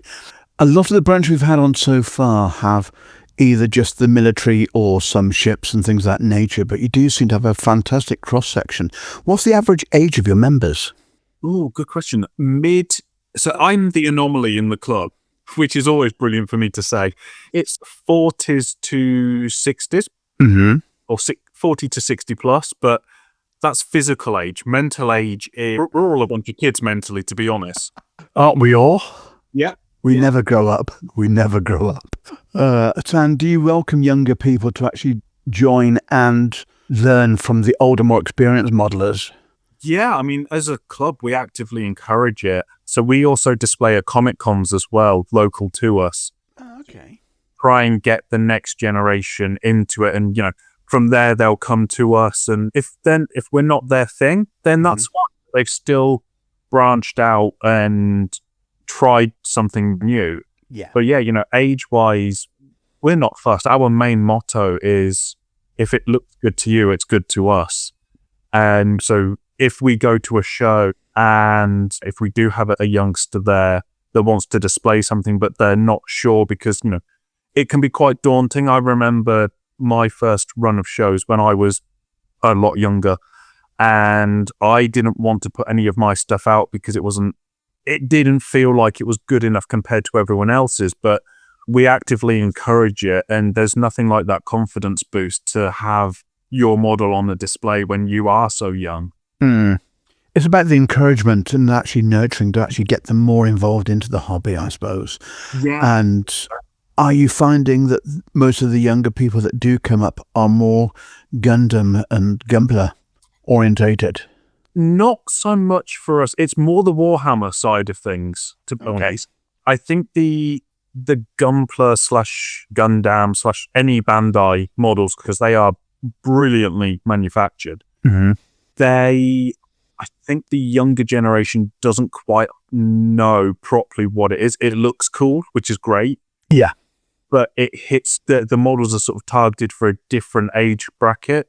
Whereas like with the wargaming stuff, that's more targeted to the early teens and younger, because it involves the gaming system as well that goes alongside it. Yeah. Okay. That's an interesting outlook, because a lot of us have been in the misapprehension that the Gundams were actually looking at the entry level to actually get younger people in, but the TV series, I suppose, that they were actually originally based on seems to be, as with everyone that I know who was listening to Radio 1 back in the days in the UK, those DJs are now on Radio 2, and it's migrating with age as is moving up. Yeah. I see now that the Gundam is perhaps not actually, in the UK specifically, perhaps going for such a younger audience, and the wargaming perhaps is the entry level. It's an interesting concept I hadn't actually considered before. Yeah, so like the wargaming side is, I would say, is definitely more geared towards the younger generation. Okay. There are companies now that make models of the Transformers robots, which again, I would say that's more the younger generation because it's in cartoons, it's in the movies that are still relevant. You watch them, you think, I want to do a model of that, and you can go and pick one up now quite easily. Okay. So I think Gunpla, or Gundam especially, was the jumping point, and I think other companies have then taken that aspect on the pre-colored, pre-painted model and made it relevant to the younger generation. Okay. Well, this has taken the conversation in a direction I wasn't expecting it anyway. Right, so it then brings on with shows along the lines of Avon, who have both a scale model show, but also combine it with the local wargaming event. We love that show. We try and do it every year. And again, they're big supporters of us as a club, and we always support them as well when we can. And that, again, brings in two different crowds that may not necessarily meet, because you've got, from a younger person's point of view, i.e. mine, as a person that's grown up in a club for the last 20 odd years, there's two aspects of model making, and it's the wargaming side and the scale model side. And it's very rare, or was very rare, that the two met in the middle. So how Avon do their show is brilliant, because you've got the wargaming setup and people playing the games and showing off their stuff. And then you've got the normal model side. Great to see the two blending into one venue. Yeah, very much so. And I suppose the next iteration going on from that would be I know the event at the NEC in Birmingham coming up very shortly combines both model railways and scale modelling. Now, the first one, I believe, I didn't go to myself, was very much rail heavy compared to the scale model side of it. But I believe this year there's a larger scale model element to it. And there's always been this, I'll say barrier for want of a better term, where people think that scale or model trains are not the same as scale modelling. But you look at the detail in a lot of the dioramas and the settings for those trains, and it's every bit the same hobby that we're doing. It's just they've actually got a element of the display which actually moves. And although the train itself may be pre-built, it's the background, it's the setting that it's actually in, which is massively exactly the same as ourselves. Yeah. So weirdly enough, we're doing the show at the NEC as well this year, and it's the first time that we're doing it as well. They've been kind enough to allow us to show off our Breaking the Mold display there. And you're correct, though. It's essentially model rails or model railways. I mean, it's in the title. It's model railway. It's a giant diorama that moves, essentially, for me. And I love that aspect of it as well, because, again, you can get it, that kind of unites two generations as well, or multiple generations. Yes. Because you've got the aspect of the trains going round, and you can get all different kinds of trains, from the Hogwarts Express, Thomas the Tank Engine trains. So that interests kids who then, and their parents will build the layouts and make everything. And if that gets people into the hobby as well, that's brilliant. And one can learn from the other in terms of, if you wanted a lighting system, there's a lot of lighting systems that are brilliant for trains that can be transferred into the normal models, and vice versa. Well, when you think of the products that are available for scale modelling for the rail side, the crossover, as you say, is immense. And as he said on the show when we interviewed him last year, Mick Jimenez from Ammo is a big scale model train aficionado. And some of there is a rail line of paints and products he does, but there certainly would cross over into our scale modelling as well. So yes, the crossover is big, and I think it's quite often overlooked, and it's very often seen as a them and us, but in reality, it's scale modelling. And if we differentiate too much and put too much of a barrier up there, we're going to alienate people that could quite easily be coming into the hobby from our side, which is something we need to tear down that fence. Yeah, and that ties into what our kind of mission statement is as a club, is to tear that fence down completely and throw it away, because we don't care about age or ability or anything. We want to get rid of that stigma of you're a model maker, you sit behind your desk or you're at a show and you build a model there. It's like, no, we're at the front of our display talking everyone's ears off about what we do. Yeah. To try and get the next generation in. And again, that's why we've done music this year, and covering a different variety of genres and eras, because the kids will know people like Taylor Swift and Sabrina Carpenter and Dua Lipa. And all the models are 3D printed.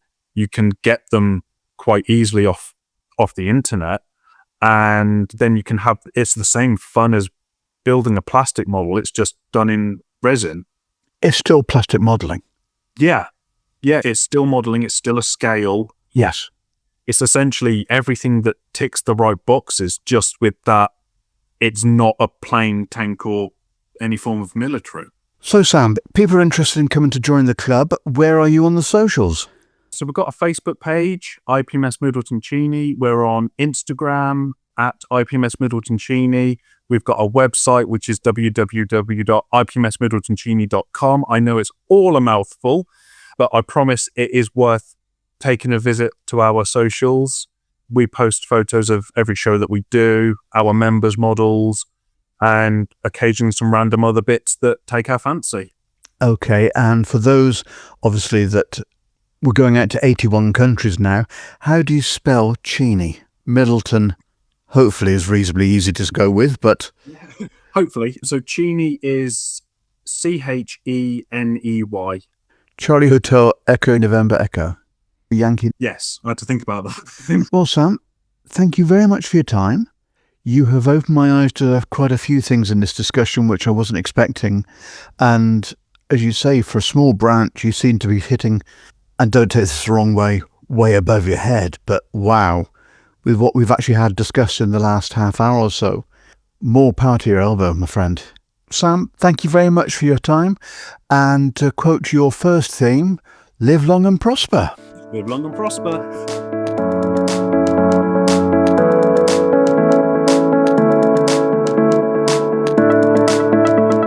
Fishkop Models, elevating scale modeling to an art form. Experience highly detailed 3D printed upgrade parts that bring true authenticity to your builds.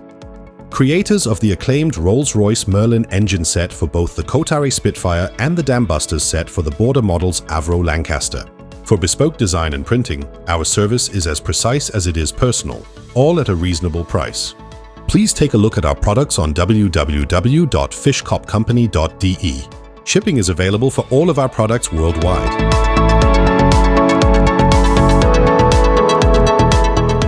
Head to beyondtheboxart.com for host bios, guest features, and direct links to all our social channels. Your central hub for staying connected.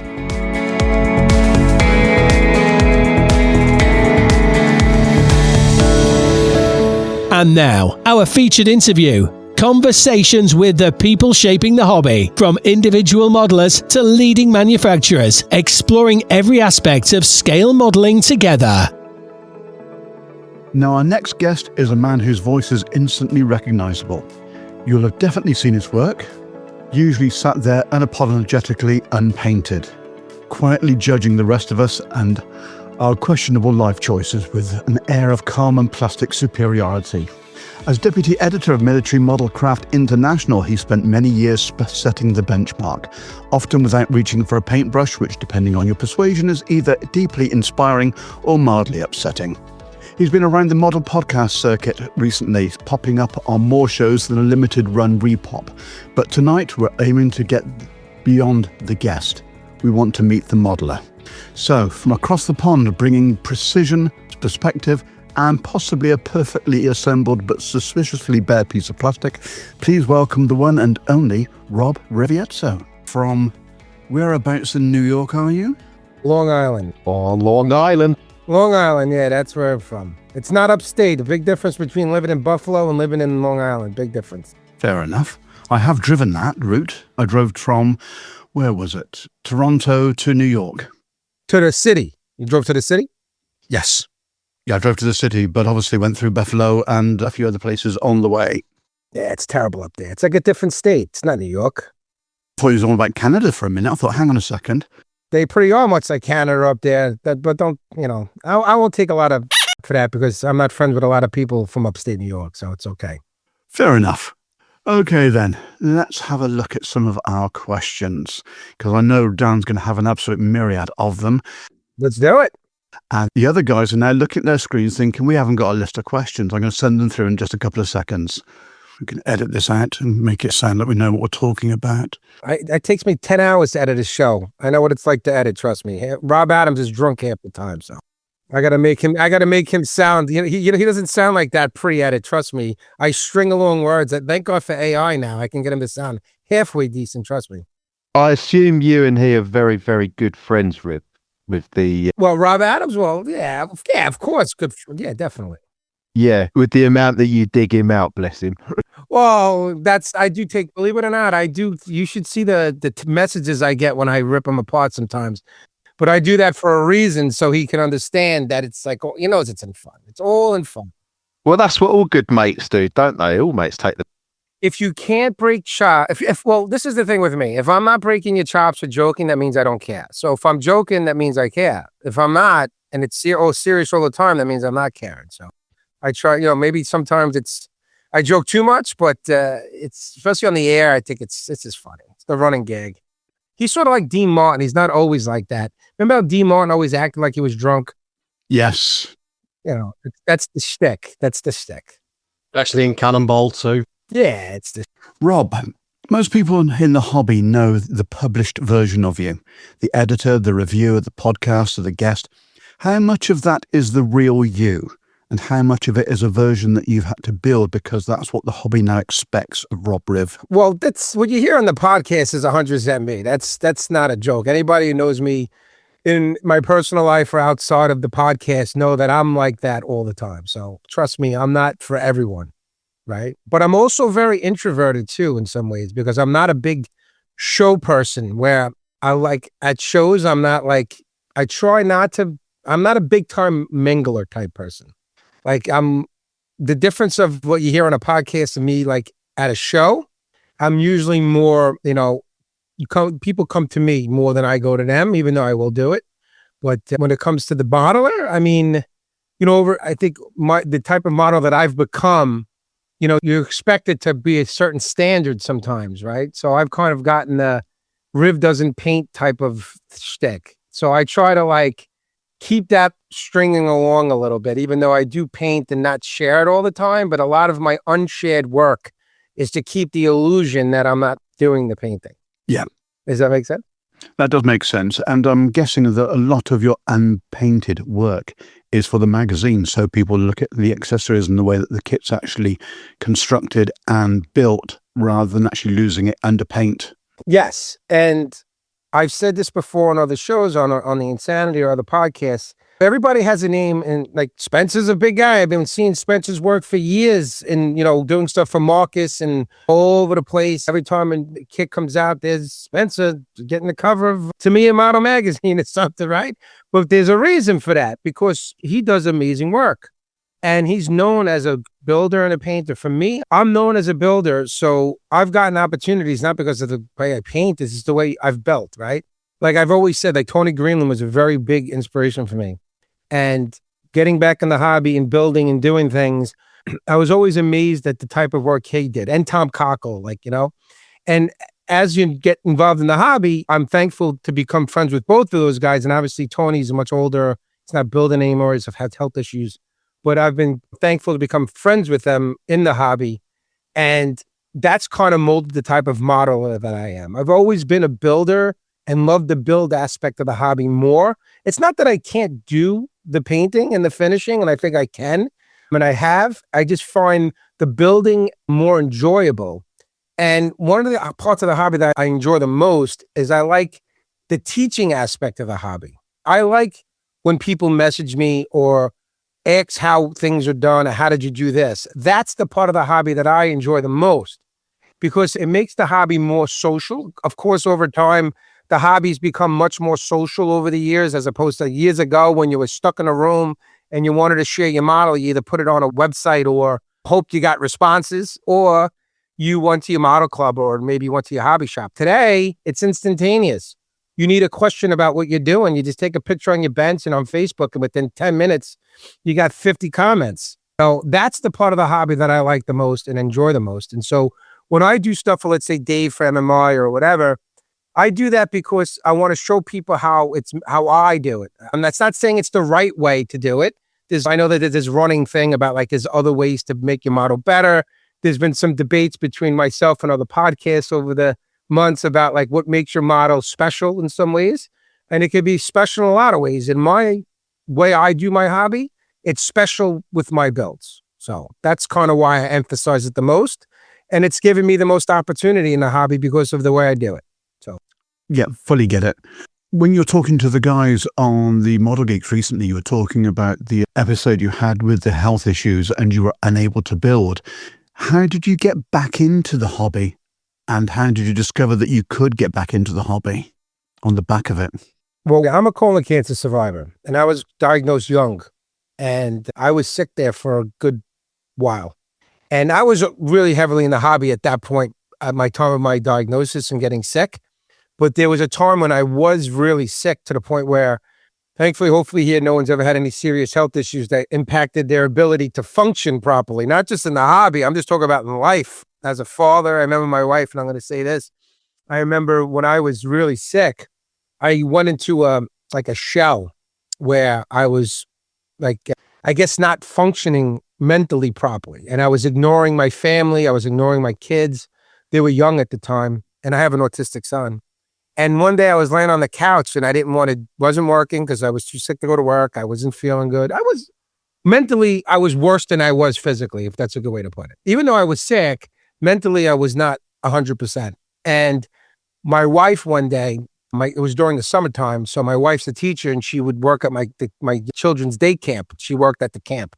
And she would put the kids in the car. She comes back in the room and I was on the couch and she comes to me and she goes, "You're acting like you're dead already." She goes, "You're acting as if you're gone, like you've left, you're dead. That's how you're acting. Like you think you're dying, you acting like you're dead, and you're not there for your family right now, and you need to do it." She goes, "Tomorrow, you're getting off the couch." She used an expletive in there. And she's like, "We're going to the movies as a family, like we used to do. We're going to eat, and you're going to live your life." And she left. And I remember I sat up. I remember like it was yesterday. I sat up in the couch, and I just remember just staring at the floor. And I said to myself, I hate saying it, but she's right. She's right. I said, I'm not living right now, and I'm acting as if I'm going to lose this. And maybe if I change my mentality and get myself back in a better frame of mind, that things will be better. And thankfully it did. And from that day, I started living again. And when I got back and healthy and I was able to sit back at the bench, it was a great moment for me because I can't explain. As a model, you gotta be in a good state of mind to be building and doing things. He's just not there. And when I was able to sit back at that bench, it was probably maybe like a month and a half after I had my surgery and I was starting to get on the mend. I was able to sit back actually, I didn't sit at the bench. I actually was sitting on my couch in my living room or my den. And I had like one of those, I don't know what you call them over there in England, but we have like a snack table that you have. And I remember I set the snack table up on my lap and I bought one of I think to me, Jagdpanzer 4 was just released then. That was like back in 2015. And I remember I had it and I was like, I want to build it. And I remember just sitting there, not doing anything special, just cleaning up parts. And I just sat down and I was so happy. And I knew I was back. So if that answers the question, I maybe got a little too philosophical in that mix, but And if I talk too much, let me know, because I'll go on. I'll talk forever. Well, between you and Spencer, I think we could actually just pack up and just leave the pair of you to actually have a conversation on your own and get a whole episode. Just one thing to go back on with the time that you were reflecting on yourself. Do you think if it had happened today rather than 10, 11 years ago, with the network of friends and colleagues you've now got through the podcast, through the social media as it is today compared to what it was back then, do you think that would have had a different impact on you? Definitely. It was definitely. Even though I was on Facebook at that time, I wasn't very as active as I was. I'm known in the hobby. I was still involved in the hobby, but not to the extent that it is today, 11 years later. It would have definitely made a big difference, because we didn't have that, like you said, there wasn't that network of friends, not just like stateside for me, but all the friends that I have that you have abroad that are there, and definitely would have been different today. There've definitely been a lot more support. Now, I had a lot of support from friends and family at the time, but it definitely wouldn't have been, and I didn't tell anybody. Like when I was sick, I never made a public post saying that I was sick or anything. I didn't make a post about me being a colon cancer survivor or having colon cancer. I think if I remember right, it was maybe 4 or 5 months later that I made a post about it, that I was sick, that I'm now better, and just putting it out there. And I got a lot of responses from people then, but it definitely would have, I think the circle of support would have been a lot better or more intense if it would happen, God forbid, today. I always worry about getting sick again. I'm not going to, I would be a liar. My father was young when he was sick, and he got sick 10 years later, and he wound up passing from it. And I always worry about that for myself. That's why I'm kind of the way I am in my life. I try to have fun and enjoy myself as much as possible, and not necessarily be, it's not really all about myself. If you hear me talk on my podcast or on any other show, or if you know me in the hobby, I don't do things for me. I'm past that point. I'm past the point for trying to impress anybody. I'm more worried about what enjoyment are you getting, and we'll just focus on the hobby. There's other parts of my life than the hobby, but the hobby itself, I'm more worried about how people enjoying the hobby and how they're enjoying it. That's why I'm a big advocate when I get into these little spats, maybe with another show, or you hear me go on my little rants about things which people kind of enjoy, especially when it's like explicitly laced.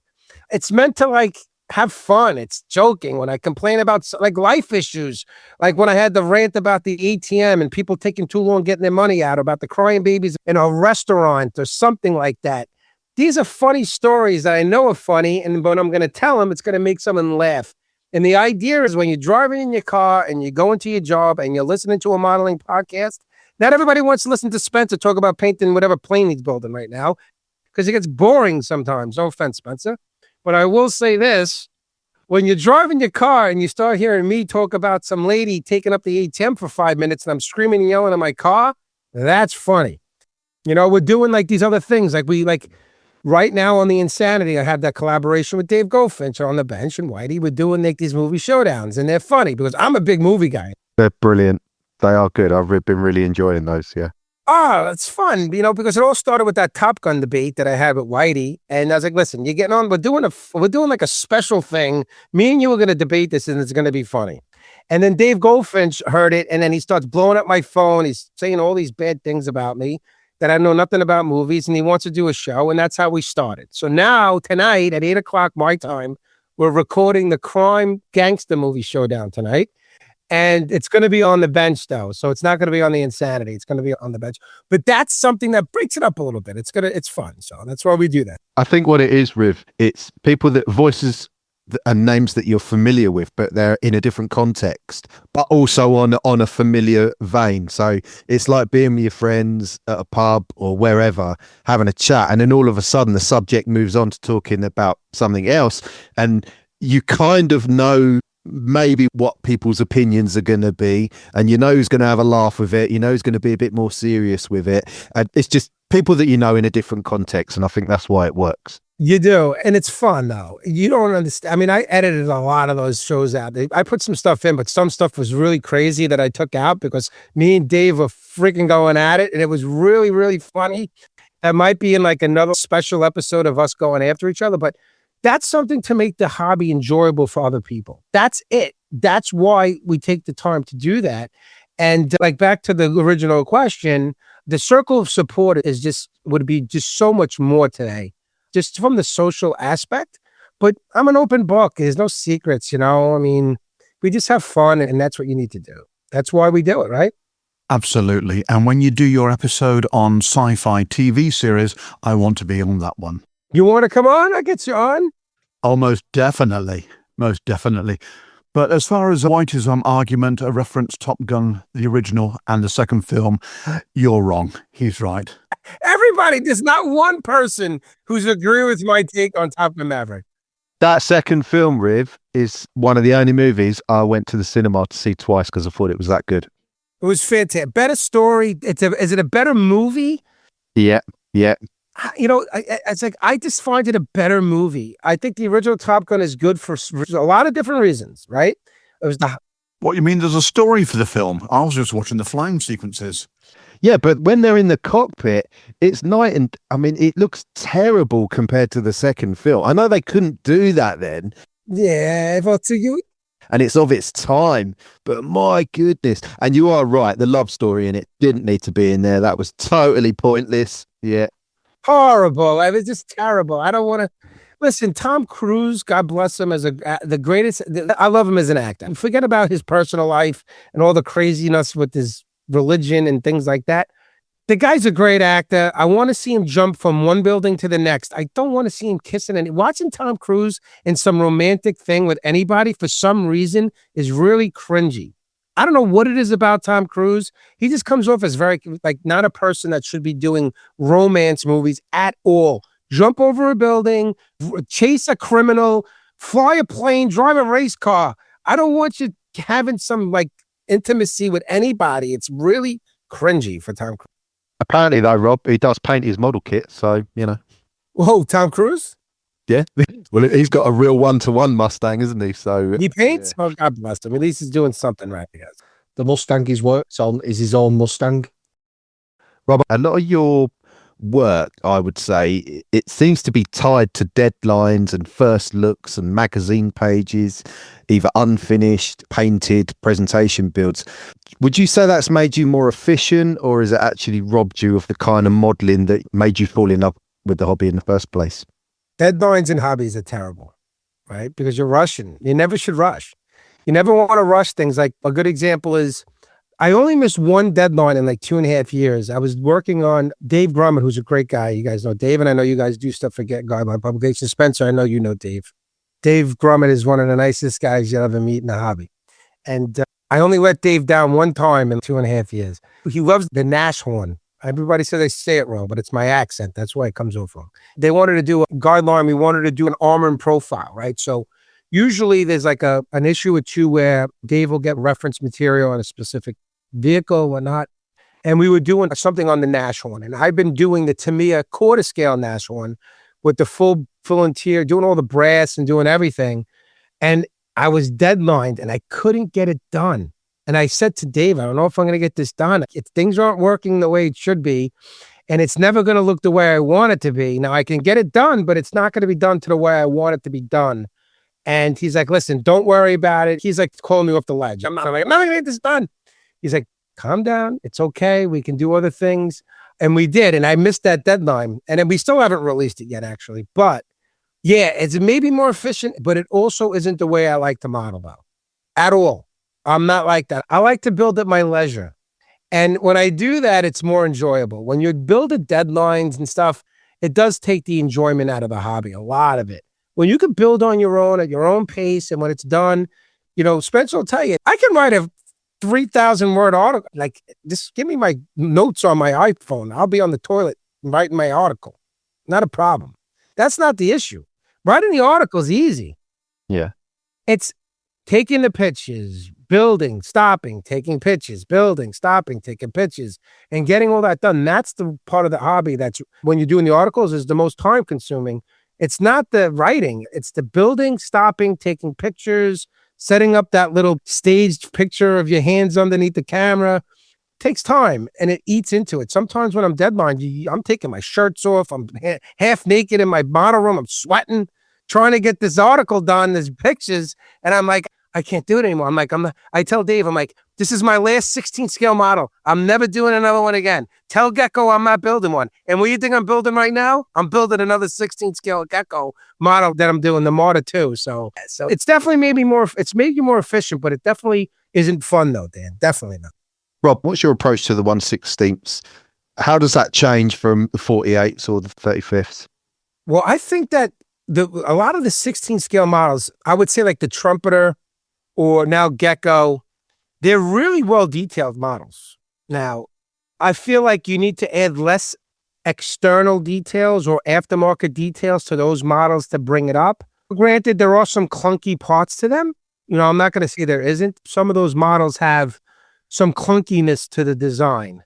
Overscale, maybe a little underscale. But I find that the 16 scale kits don't need as much of the aftermarket appeal to them, which in turn doesn't make it as appealing to me, because the appealing part of a hobby for me is adding that stuff. Yeah. Making and buying, scratch building or buying an aftermarket set for something. That's the part that I enjoy. Ripping out the weld beads, doing them your own, replacing the barrel, replacing the tool handles and the brackets and things like that. On 16 scale, you really don't need it. So my personality as a modeler isn't coming out in that scale. Do you look forward to building a 16 scale kit? No. Matter of fact, I think I'm burnt out on 16 scale now, to be honest with you. I've done a lot of it.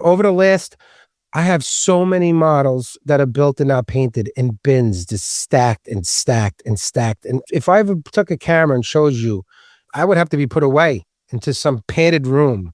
I have so many models, and 16 scale is so big that you need room for that.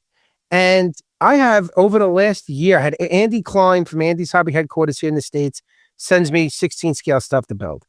Gecko models now, the Trumpeter stuff, the Doswork stuff. Like I started building I love Stugs. I'm a big Stug fan, Stug for whatever. Love them. I was like, you know what? I want to build one. I want to finally build it. And I've been building it little here and there, and I hate it. I was so excited to build it, but I don't want to build it anymore because I've been building so much 16 scale that I'm sick of it. If I see another 16 scale kit after this Marta 2, I don't know, man, I might have a nervous breakdown. Yeah. So, yeah, I'm not a fan anymore. I used to be. I was a fan at one point in my life, but I became not a fan because I get inundated with 16 scale stuff. No more. Yeah. I think I enjoy looking at other people's, but it's just not for me. I got a lot of them for paint. If you live here, I'll give you a bunch. I got an MM13. I got an SDKFZ, what is it, the 11 or the whatever it was. From Doswork. I got the Stug. I got the Marta 2. I got the Universal Carrier from Gecko. What else did I do? I did a couple other ones, and I'm blanking. See, I kind of erased it from my memory of the ones that I did. I see the 16th as when you pinch and zoom and you just keep zooming and zooming and zooming, that detail and layering of weathering scratches and dust and grime and grease, and you can't just put a wash on it and say done. On a 48th, that is one of the reasons why I'm an absolute fanboy for the 48 scale, because you can if you want, but also don't have to. Whereas 16th, if you don't do it, it's just going to look like an Action Man toy or a G.I. Joe toy out the box, as you guys would say. Go look at Spud Murphy's. Go look at his Tiger 1 that he's doing, or the MM13 that he did prior. I mean, I didn't see it in person, but I talk to Spud all the time, and it's amazing, the work that he's done. Yeah, but even he had issues with that first go at the camo pattern that he put on it and said, this isn't right. And I think 16th scale changes even what your airbrushing work has to be. Right. You got to approach it. 72nd scale aside, Alex Clark, God bless him, spends a lot of time in that. I had Alex on the quarter scale show. We have the quarter scale show, and we're going to be recording more episodes soon. Stan has been a little busy with his new model box shop. Luke Pitt's mad at me. He calls me up every other day yelling like an old man. He's the type of guy that yells at the kid on his lawn. Dig it up when he calls me up complaining that we're not recording shows. But quarter scale and 35th scale are very, very similar, in my opinion, when it comes to the approach. 16th scale takes it and changes the script. It's a different script when it comes to weathering, bringing a 16th scale model to life, because you can't just do you want to do chipping and you want to do wear and tear on a 16th scale. You really got to, know what you're doing to make it look realistic, because It's just that big because any issue or any like glaring issue is just that much more prominent on a 16 scale kit. A quick question I was going to ask on the 16th compared to the 48th. Do you use different products for your weathering? Does the pigment and the structure of what they produce for obviously a smaller scale work with the larger scale? Well, I think it does. Absolutely. It's just more of it, I guess, in the way you use it. It's just, yeah. I mean, it's not like they make Paul. It's not like they're making, it's not like 8K's making pigments for 16 scale models. Imagine that. They started having specific projects for specific scales. We would have a problem on our hands right now, But it's the approach, Paul. It's the approach because, again, it's on a 16 scale, the canvas is so big, just so big that you're going to see a lot of those glaring issues. Like, I don't know if you guys ever been to like the Met over in the United States, the Metropolitan Museum of Art. And you look at some of these great paintings. I'm sure you got great museums or where you guys are, but when you go there, and my daughter's an artist and she gets mad at me when I say things, especially when we see the modern art, like the Jackson Pollock stuff. I'm like, I could do this. You could pay me $1 million. I'll throw paint on the wall. I'll be perfect. But you look at some of those paintings and you go, wow, man, they're terrible. Why is this so, like this is terrible. Like you can see the brush strokes when you get up close, when you're really close to it. And it's the same way with models because you're supposed to be looking at them from a specific distance, right? When it's 48 scale, you're supposed to be looking at it from a specific distance. Same thing with 35th and then 16 scale. You're not supposed to be up on it with Optivoids, checking every seam and every little issue with the model like they do at model shows, right? They're really meant to be, Spencer, am I right? Am I right about that? That when you're viewing a model, Yeah, you are.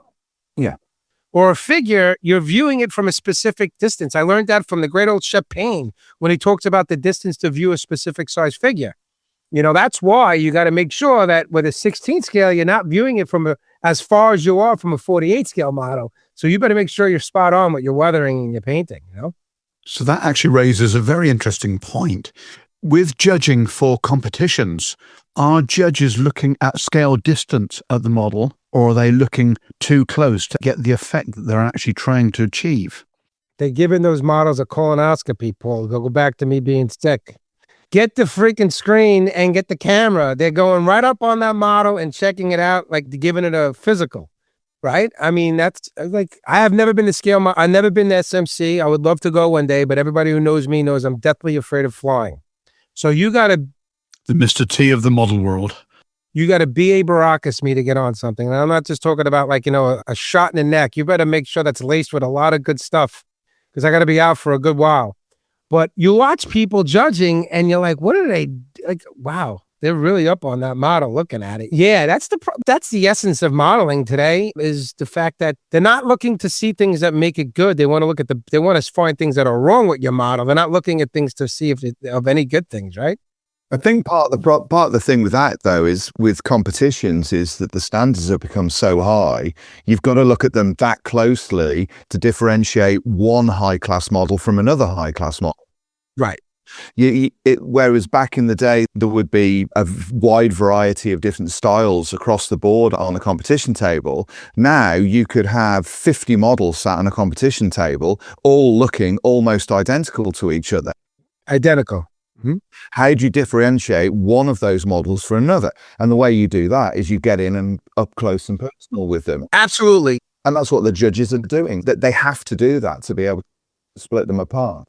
They have to do that. I say that all the time, that every model today, like you go to like, let's say we have AMPS Nationals coming up here in the United States, which is a big national show. It's nothing compared to like some of those shows by you guys, but there'll be about 700-800 armor models at the show. 3/4 of them will look exactly the same. Yeah. Like you said, Spencer, how do you differentiate? You do got to get up there and check. Yeah.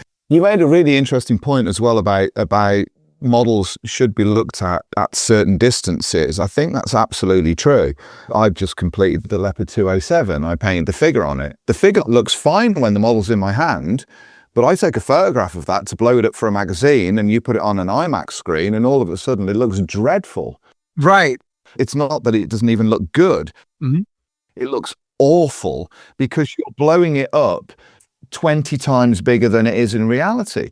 Exactly. And I think people forget about that. It's unless you're a genius who works under a microscope and you can paint. There's a Japanese guy who paints his figures under a microscope, and you can do that kind of thing. But models should be seen. We work in magazines, Rob, don't we? And magazine images are always blown up way bigger than the actual reality of the subject. Absolutely. So if you have a 48 scale model or a 72nd scale model and it's blown up across 2 A4 pages, unless it's absolutely flawless across the board, you're going to see errors on that. And those errors are then going to be allotted to the modeler. Oh, he's made a mistake. Right. No, he hasn't made a mistake. So if you look at that in your hand, you're never going to see that. It's going to be fine. It's going to be absolutely fine. Never going to see it. When I take pictures of my work, that I'm going to either share on social media or get them ready for the publications, especially with my macro lens that I use on my Nikon, that's like blowing up like a small little part in 48 scale. I can make my screen for my computer is a pretty big screen. So I don't know, it's 36 inches, right?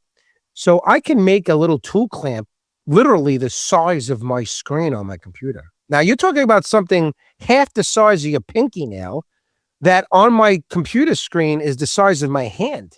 You can see every dust, every piece of imperfection that was ever made in. Now translate that to a kit part, like that's plastic, like you said, Spencer. When it's blown up, you can see a lot of those errors because it's not meant to be looked at in that size. And your normal eye can't see that, shouldn't be able to see it. If you could see it, you're going to be on one of those Marvel movies. You got superpowers. But you're right, though. Scale distance is a big factor. And like you said, Spencer, about the magazines, it is getting blown up in a lot of those pictures, and it's being seen in a way that it's not meant to be seen by the human eye. Yeah, absolutely. I mean, that's always been the case when I was editing magazines, for a very long time. I tried to say to the designers, this model is only 3 inches across.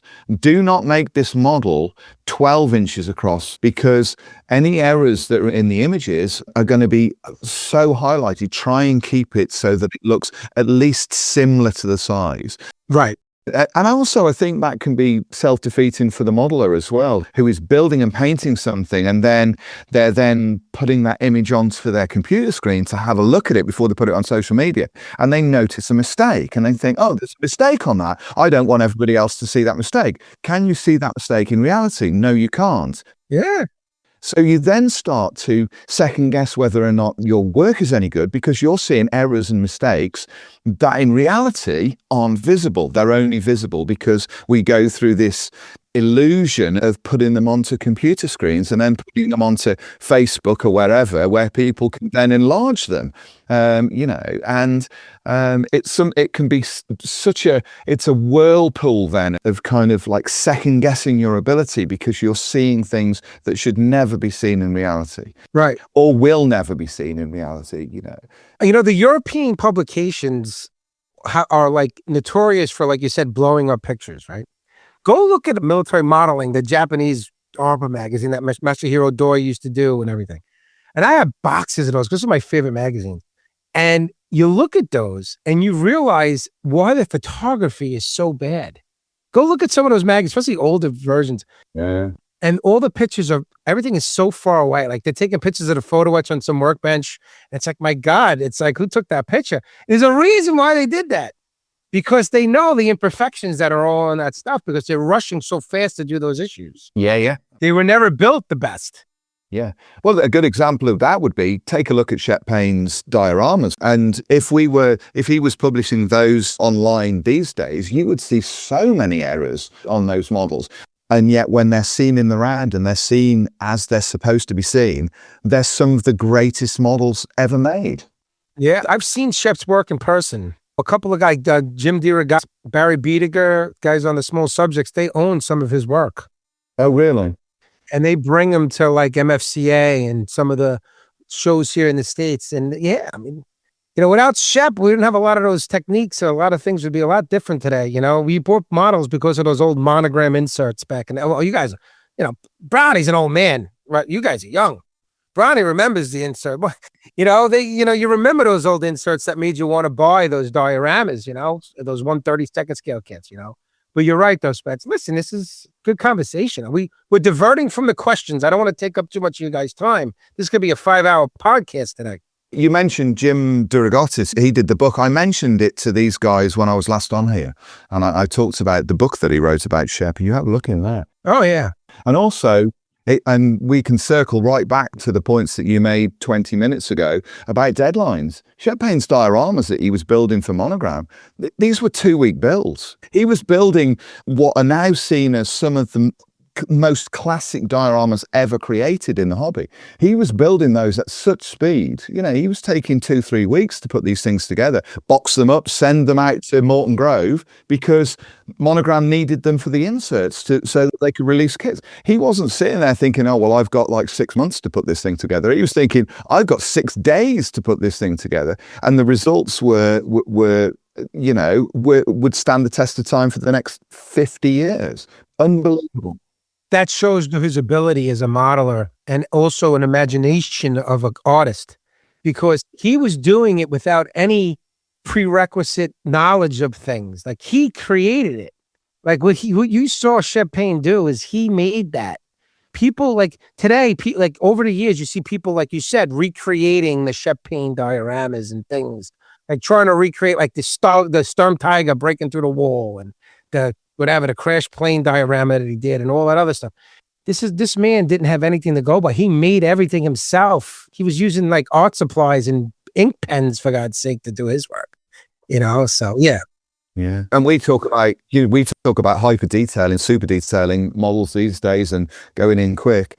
None of those models were detailed. Right.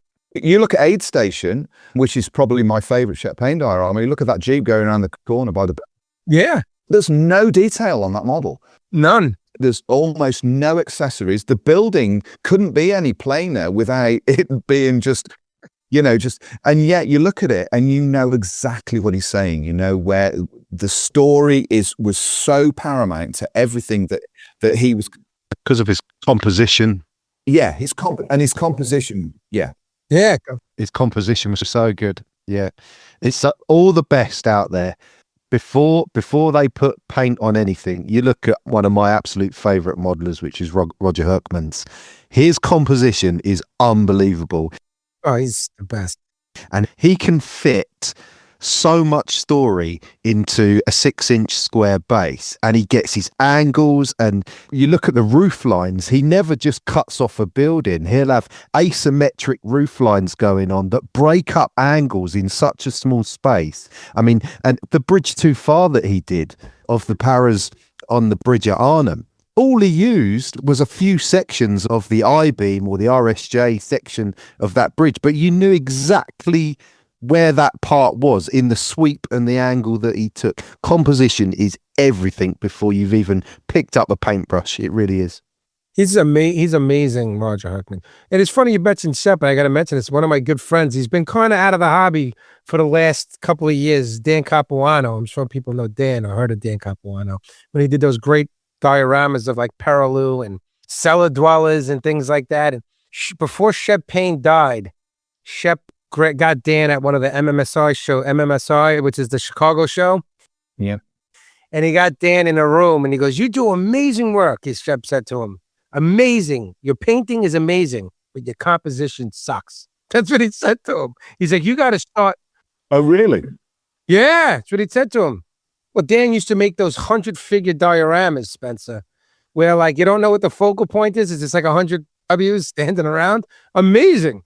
But like I was like, you know what, man? I don't care that you got yelled at. That's Shep Payne yelling at you. I wish Shep Payne would yell at me.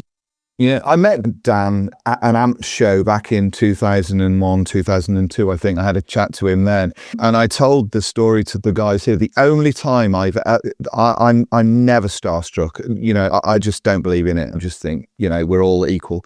Until I was in a room where Shep Payne was. Yeah, I can imagine it. He was at the Chicago show and he walked in, and I was a lot younger then. I was only late 20s, early 30s. And I'd gone over there and he walked in and I was so starstruck. I couldn't, and I really regret it now that I didn't go up to him and say hi, you know. Oh, he was a personal, I mean, yeah.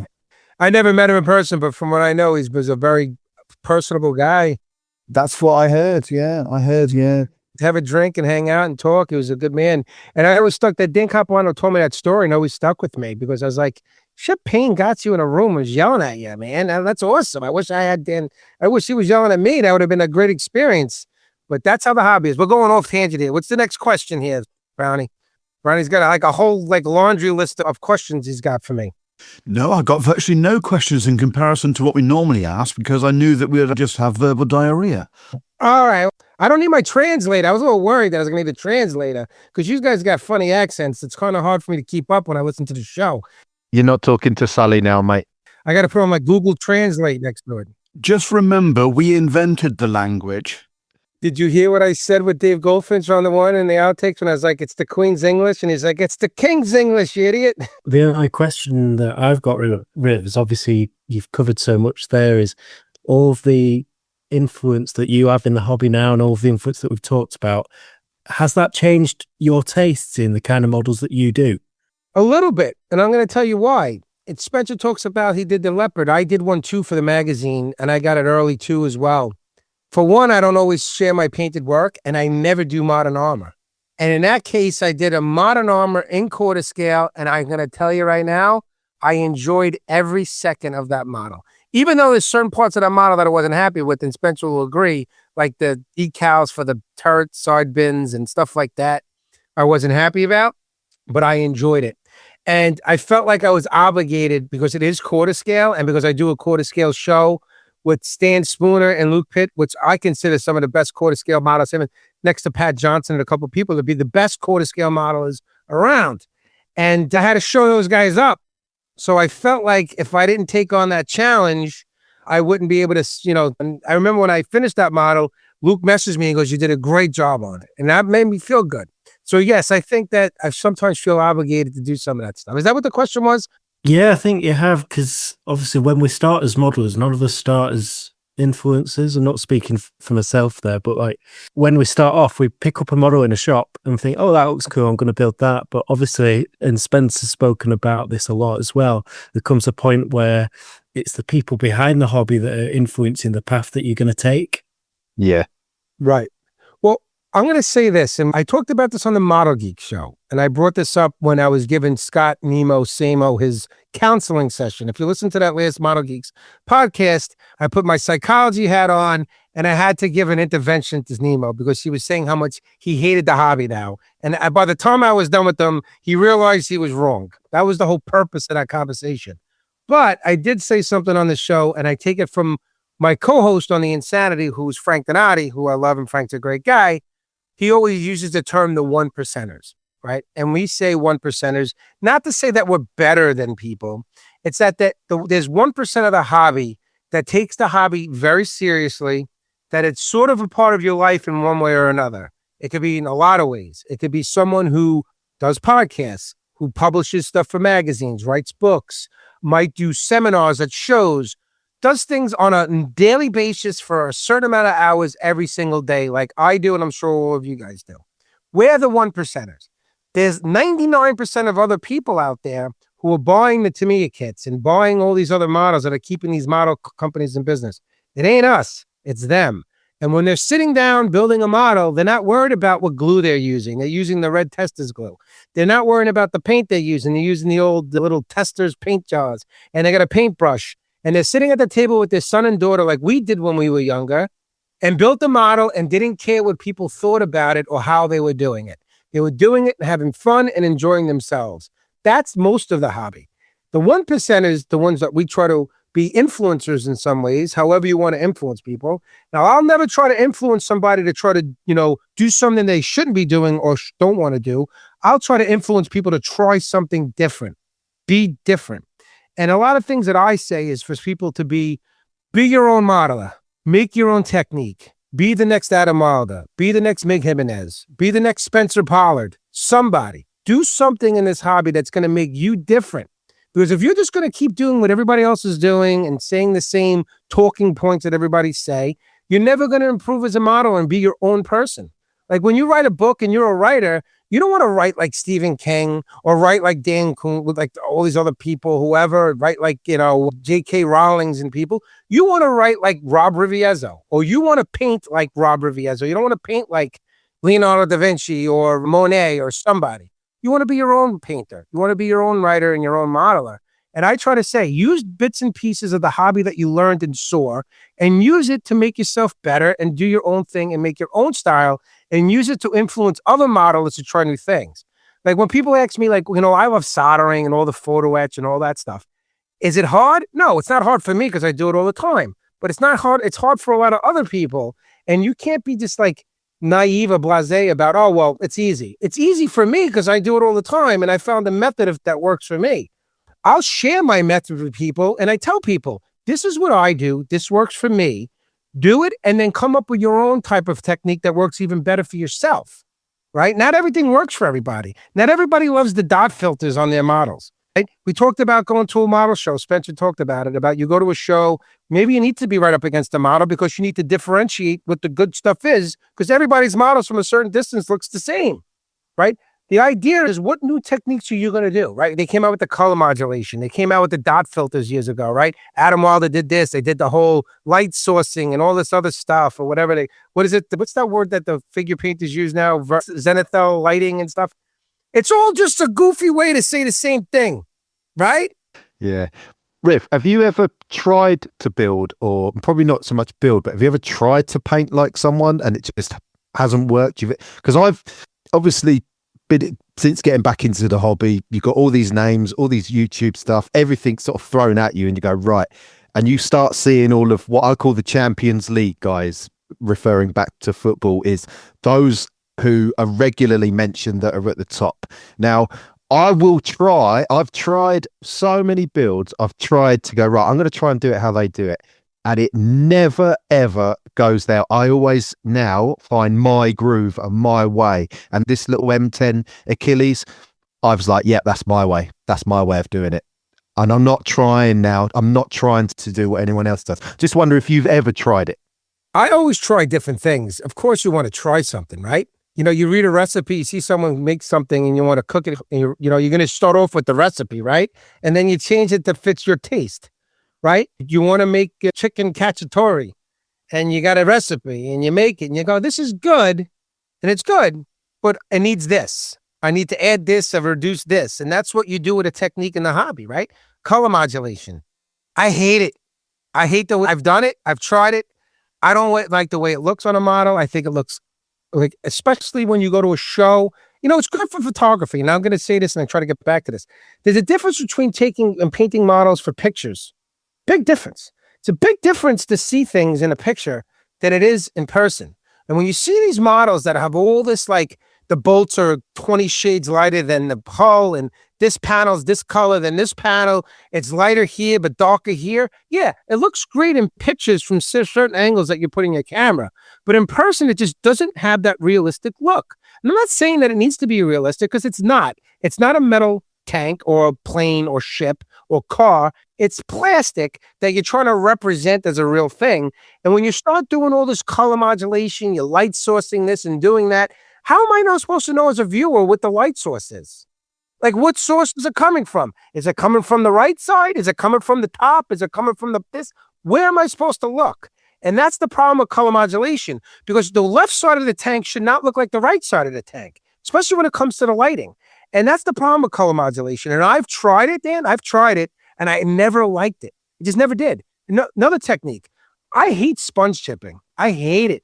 Like, I'm not a fan of sponge chipping at all. Yeah. Did someone find lightning in a bottle? Like, oh, you use a sponge and you can do all these different chips. Just rotate it. Yeah, but after a while, the whole entire model looks like you sponge chipped your model. That's not how tanks chip. It's not how it is. Like, I did this, I'm doing a Syrian Stug, and every chip on that thing, and I've been chipping it for like 6 months. I go in there every couple of hours. I do a little more because you come back with clear eyes and your mind resets, right? And then you can see issues prior. But I did everything with a Winsor Newton Series 7 000 brush. Every chip on that model, it's taking me hours. I'll show you some pics. I'm going to have new ones. I'll share them with you, Dan. Point I'm trying to make is, yes, I tried those techniques. And a lot of them don't work for me because they, in my opinion, in my eyes, they don't look realistic. And when I go to a show and I see someone with that really like gaudy, listen, this is going to cause more, I'm going to get emails from other people on other shows going to come after me and want to fight again. But I'm not a big fan of that light sourcing, color modulation, all this crazy highlighting. And this bolt is like this shade of yellow, even though it's this shade of yellow in the tank, it just does not look real. And it doesn't translate well. Yeah. I go to a lot of military shows here with real vehicles, and again with the camera, and you take video and you see the tanks, and inevitably they are tearing round. I mean, usually our summer, there's always that weekend when the show's on. We've had a lot of rain, and it's fantastic because you're seeing a Sherman or whatever tearing around in an arena, and it's throwing mud and stuff up. And when it's finished, they park up and you can go and walk around them and actually see where this stuff ends and lands. And of course, the guys are climbing up on the wheels, climbing onto the deck, climbing onto the top. And you actually see, so that's my foundation. That's where I tried the different modelers that are out there. I tried all the names. I was like, I bought the books, I've watched the YouTubes, and I'm like, I can't do it because it's not real enough for me. I tried to emulate what I see in the real world on a small thing, I remember I had a conversation with Mig Jimenez years ago, and I forgot where it was at. He was at a show in the States. And I was talking to him, and I was like, Mig, wow, this model looks different than was in the, I forgot what it was in. It was wasn't in one of the fact books, because before that, in some magazine, it was in someone's publication. And he goes, because at that time when Mig was starting and do a lot of publications, this was before AK, he got involved with AK and stuff like that. This is around the Mig production time. Spencer remembers. This is around the time when Mig Productions first came on the market, probably. Were you part of World War II Model Maker, Spencer? Were you part of the World War II Model Maker group? We were all in there. We used to do Yahoo chat. Were you part of that? Were you on the MiG Productions forum back in the day? Do you remember that? I was on there, yeah. But I was also, we used to do World War II Model Maker, which was the other Network 54 forums. There was Missing Links, TrackLink, and then there was at World War II Model Maker. So MiG was big on that, and that was when MiG, the pigments came about. But the point I'm trying to make is, I said to him, and he goes, at that time he even said, he goes, I'm trying to make the shadows darker and the highlights brighter for photography reasons. And that's why. And the thing is when sometimes when you're building for publications, and Spencer will tell you, depending on your lighting and the camera you're using and the type of lighting, the lighting today is a lot different than 20 years ago when it comes to the lighting that you're using for photography, especially for small scale stuff and photo booths. But the lighting is going to impact how flushed out or washed out your model is going to be. And you got to really know your settings. You got to know how to put your lighting, because if a model doesn't have that contrast, sometimes it doesn't translate the photographs well. So a lot of our model is someone like even Adam Wilder is doing his models in a way where it's going to translate to a better photograph, in my opinion. And I think that's the reason why. I think subconsciously even myself will do that when it's painted. So does any of this actually help modelers that are not beginners, but going into that intermediate phase where are you getting the wrong influences? I don't know. If you're trying to emulate a style that's actually its foundations are for magazines, yeah, then that's not going to translate to what you're doing on your bench, is it? It's information overload today. You're inundated with pictures and work from people. I have a modeling page. Spencer's got a modeling page. A lot of people have modeling pages. You share your work on specific pages on Facebook. Just speak to Facebook. I'm not big on Instagram, but Instagram is a lot of people are on Instagram sharing work all the time. I'm just not that tech savvy to be able to do that. But Facebook in particular, my feed, if it's not an ad like a million times over in my feed, which is always like every other thing is an ad or something, you're inundated with photos from people of their work. It's sensory overload. And if you're not, and in my opinion, if you're just coming out in the hobby and you're trying to learn, the amount of information that's available to you, it can just make your mind blow up. Because where do you start? Where do you start to figure out where you need to improve? If you don't have a good friend circle, at least in the hobby, where you got people you can trust that are going to be honest with you. I'm not saying you have to be a world-class modeler. Just have to be some sort of competent modeler that you're going to be able to get the right opinion. You got to say, people ask me all the time when I'm at a show, Riv, come take a look at my model. Give me your honest opinion. And I sit down and I go, do you want the honest opinion? Or do you want to hear what you want me to say? Because I'll tell you what I think. Doesn't mean it's right, but I'll give you my honest opinion. And they go, honest. I'm like, all right, here it goes, right? So you need to have honest critiques from other modelers that are going to be able to honestly critique your model. And they're not going to be able to do it on social media because taking pictures, because not everybody takes good pictures. More than half the pictures on Facebook are not done well. The lighting is off. The color's not the right way because they're not taking the right pictures. That's a big factor when it comes to critiquing models. Like I just did Models Without Borders, all right? I want to say that there was other people helping, and Stan did help me a little bit on the armor side, but for the most part, I kind of did it a lot on my own. And it was really difficult to judge people's models for that online virtual contest because there was a lot of models, a lot of modelers, I should say, submitted a lot of pictures that were not the best. And you can't give an honest critique of a model from a photograph. You just can't. You can't check the build. You can't tell if there's any build issues really, unless it's really glaring. And you can't really tell about the paintwork, especially the base coating, because you don't know what way they were at. It's not like they're giving you stages of the build and the paint job. It's one finished piece. And half the pictures were terrible. Terrible angles, terrible lighting, cell phone pictures using like an old iPhone 8 maybe when they were taking some of those pictures. So yeah, that's pretty much it. Riv, do you think the products doesn't help as well when there's just so much product, you know? That's the problem. But it's the bottles of potions and whatnot. I think that's quite overwhelming, isn't it? It's the products that's made everybody's models look the same. It's the same techniques. It's the same products. It's the same videos on YouTube. It's the same magazine articles. It's the same thing. Streak this, streak that. The chip this, chip that. Make this lighter, make this darker. Use this, use that. I just think that it's the products that's made. Not saying that the hobby is not in a great spot. I mean, God, people listen to me here think it's doomsday. No, not at all. Not saying it's doomsday. I think the hobby is as healthy as it's ever been. I'm talking about like the state of armor, let's say in particular, of like where the influence are coming from and what the products are being used. Years ago, you made your own products. You did your own thing. You bought your Winsor Newton or your Rembrandt oils. You went and got pastels and you ground them down. You made your own washes. You got your own artist inks and tried things. I remember sitting on my bench in like the 90s, just ruining model after model, trying out new stuff. I wanted to do something different. Now, these are models I didn't care about, but I was trying new things, trying different products. And the thing is, when everybody's using the 8K products and they got the book, and don't get me wrong, I love Rick Law. Rick's a great friend. Rick, if you're listening, I'm not going after you. Rick will sit at Micro Games table at like a Nationals or an Amps, and he'll demo a lot of the 8K stuff, right? Because he works for 8K now. He does a lot of the books, and he's trying to sell product, and I respect that. But the thing is the markers, the pigments, the streaking grime. Like how many? I own them. I'm not gonna lie. I got a bunch of 8K pre-mixed bottles, but when you open those suckers up, you're like, all right, I got the dark streaking grime. I got the dark streaking grime. I got the dark streaking grime. What the hell am I spending $8-10 a bottle on this? It's all the same stuff. It's a little darker. I can make this myself. What am I doing?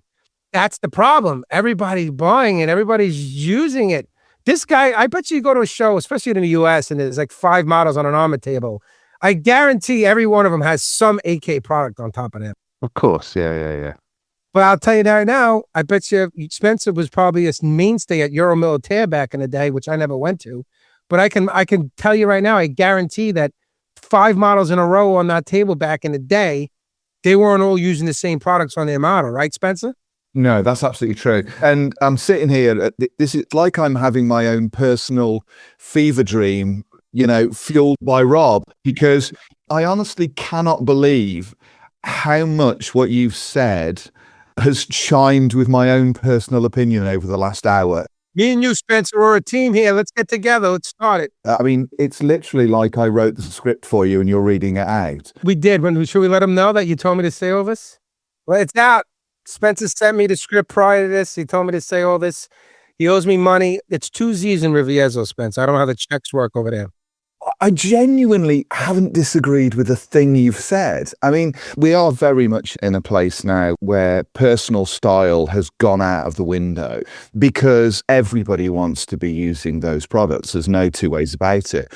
So you can't differentiate one modeler's work from another modeler's work because often they look exactly the same. If you're all buying the same books, if you're all buying the same products, if you're all using the same techniques, like you say, if you're all watching the same YouTube videos, you know, human beings naturally want to belong. They don't want to be the one singled out. So you aren't going to get something on a display table. You know, I had a conversation at Scale Model Challenge last year with a guy who's really high up in the fantasy figure world. He's got an incredible YouTube channel, and he paints phenomenal work, and you'd imagine all those fantasy figures. And I had a conversation and said, do you think you could paint a Second World War armor diorama using your techniques?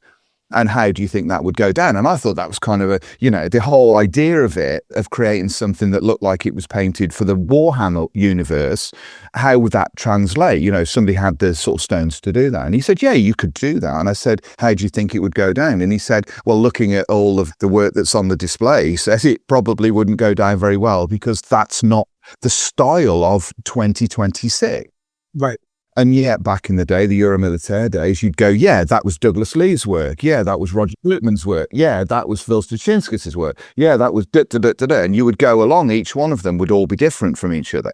These days, that's not the case. And also, going back to the point that you made about 10 minutes ago about information overload, that's absolutely true. There's now so much online, and there are so many photographs online, that you're essentially scrolling through dozens and dozens of pictures each day of some new armor build.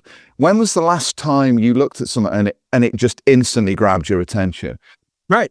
That's more often than not the exception, isn't it, these days? You go, oh yeah, that's really different. Often you'll go, yeah, that's a cool kind of build, that's a cool model. But you're not seeing anything that's truly different or groundbreaking in that sense. And I'm not suggesting that, I mean, I think Mike Rinaldi got into quite a lot of trouble over this because he was saying, you know, where's the next? Right, he did. Where I'm not suggesting for a single second that that's wrong. But I've always sort of felt from a personal point of view, I've always felt that I always wanted to create my own style. You know, I wanted to create something that looked like my work. And although I spent lockdown building the Legacy collection and building models that were essentially using the techniques and materials and models that Francois Verlinden had created, because I wanted to create that collection, that was almost like a subset of work within my normal sort of sets of work, if you see what I mean. But my own models, I always wanted to create a style. And I think that modelers out there, going back to what Dan said, I think modelers out there are finding this more and more difficult. And this is the question I was going to ask you. So I'm going to ask you this in a roundabout way. I think they're finding it more and more difficult to come up with their own personality in their work and their own style and their own kind of they want to put their soul into their work when they're seeing what other people are doing and they're wanting to emulate that. Where do you think that ends? Where do you think is that going to end? Or are we just going to see more and more clones appearing and less originality? I talked about this on the Insanity, and it carried over onto the Geeks when we talked about it. It's funny you said that.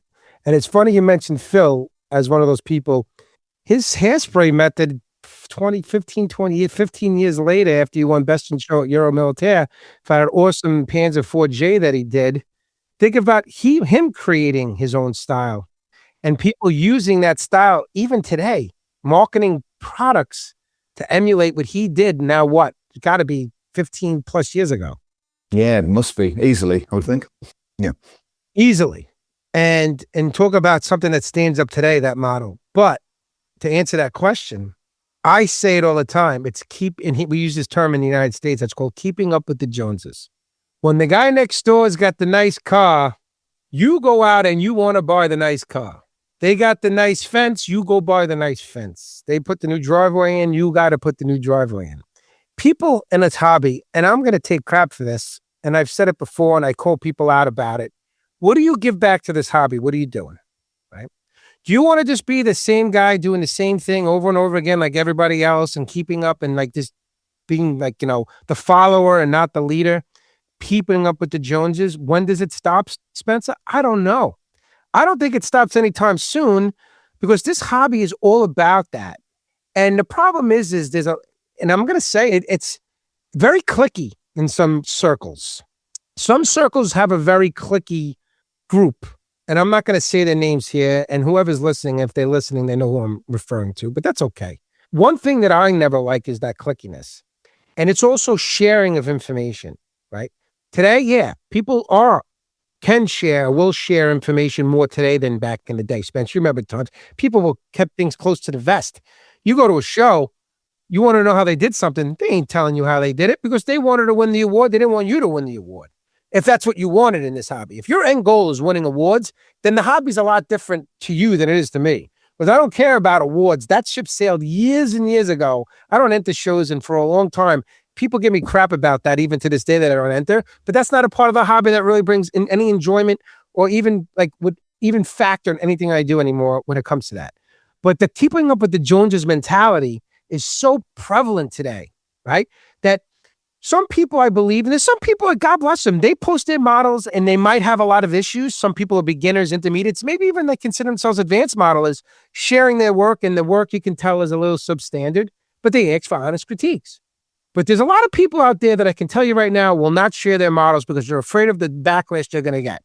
Go on some, you know what I'm going to say. Again, we don't want to call people out, but there's some Facebook groups that can be very, very rude to people.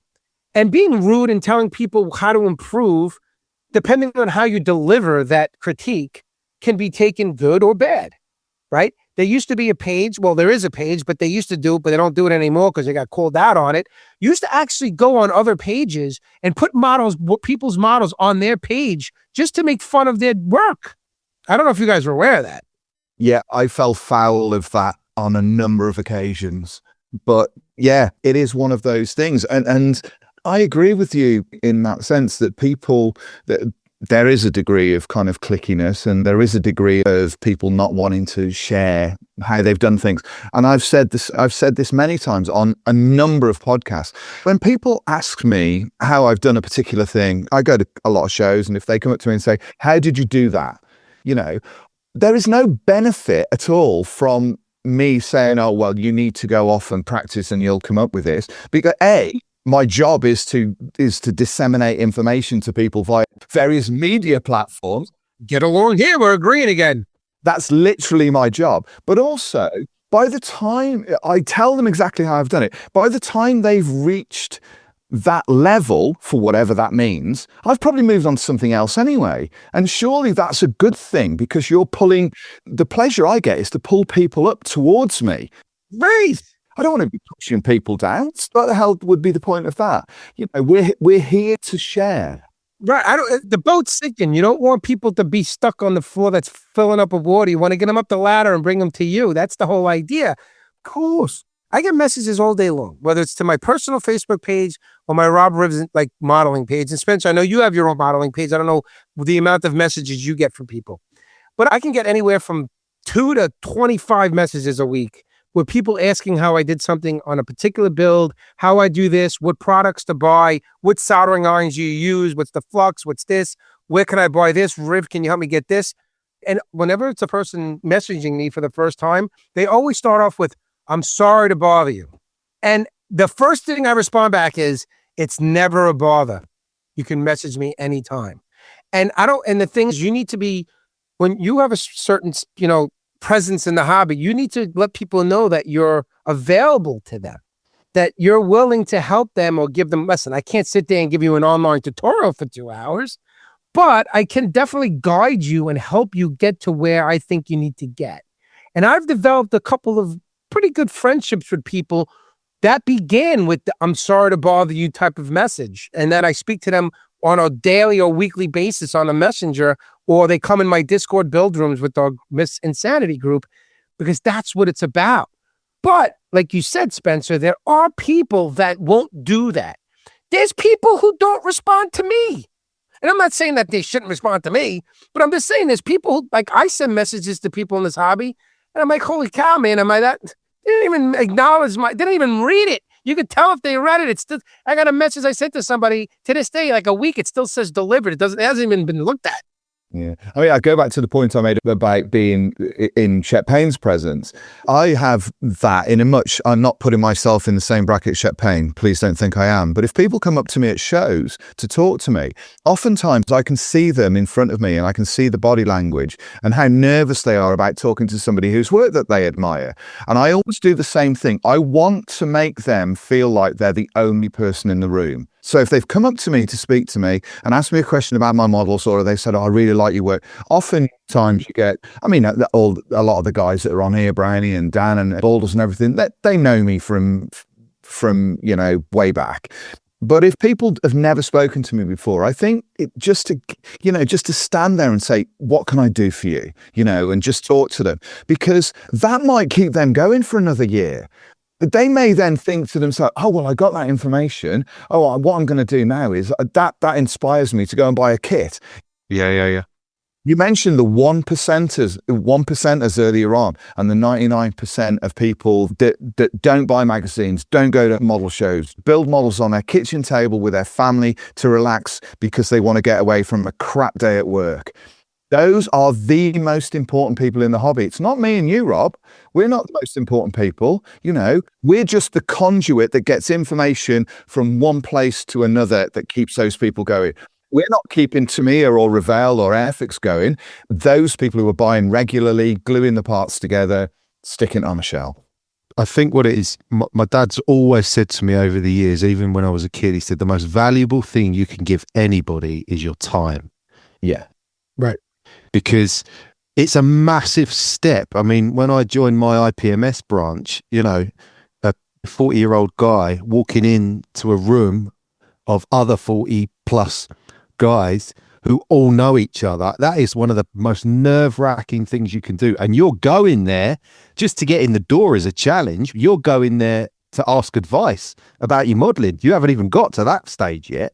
And being at a show, if you're there, Spence, behind a table, I mean, first thing, go, because you get to see Spencer's builds in the real world. And as we were saying earlier, there is nothing like viewing a model with your own eyes. Online's different. Your own eyes is always going to be better. So we've all done it. I've seen people that I know at shows and I respect their work, and they almost feel like they couldn't give you the time of day. I never want anybody to ever feel, never. And it's an inconvenience talking to him. And you think, come on, man, you know, and it's really disheartening. It's really disheartening. When we set up at Telford, and I'm not giving it the big us, we've only been doing this for 5 minutes compared to other podcasts out there, but there genuinely were listeners who stood there for 10 minutes on another stall who kept looking over, and it was almost like they were plucking up the courage just to come and say hello to us. I see that all the time.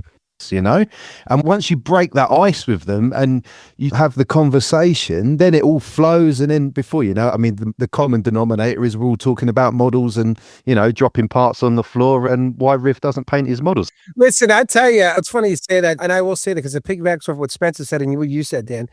You know, being on a podcast and doing podcasting, you do carry a little bit of a celebrity from it because people listen to you. You got a lot of people listen to the show, and whenever I'm at a show, listen, you're not mistaking this voice anywhere. You'll hear me across the room. I'm so distinctive. It's just the way I am. And I know when I go to like the Nationals, there's going to be a lot of people that I know, and there's going to be a lot of people that I don't know that listen to the show that are going to want to come up and talk. And I always tell people, we just talked about it on the Geeks. Whitey talked about your casting couches. Did you hear me say what I said? I was like, yeah, but those guys are British. They're weird over there. But we'll have our table up. It's just going to be me and Justin at the Nationals this year. The other guys aren't making it, but we're going to have our little station and our microphones, and I'll sit down and I tell people, come sit down. Let's talk a hobby. Let's have fun. And a lot of people are afraid to come over and say hello. And a lot of people come over and they want to say hello, and they should, because, you know, whether you're a good model or a crappy model, in my bed, you know, whatever the type of model you are, when you're on a podcast and you're giving people enjoyment, people enjoy it. Whether you've been around forever, like that old man in Australia, Dave Goldfinch, who's on episode 234. They jumped the shark about 6 times by now. Sorry, Dave. I know he's listening. Or you got you guys who, God, you guys are releasing a show every freaking other week. My God. We do every 3 weeks. That's more than enough for me. But, you know, people want to meet you. People want to be a part of it because if they feel like when they're hearing you in the car or wherever they're listening at their workbench or whatnot, they feel like they're part of a group of friends. They know you after a while. Like everybody knows me. I'm an open book.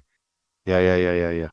People know what I like, I dislike. They know Debbie's going to run down the stairs if she hears me say anything bad about her. So you see me get hit in the head with the shoe. But it's supposed to be fun because you're giving people something to enjoy, to get away from the mundane everydayness of their lives. I'm not saying everybody's life is terrible, but sometimes people need a break.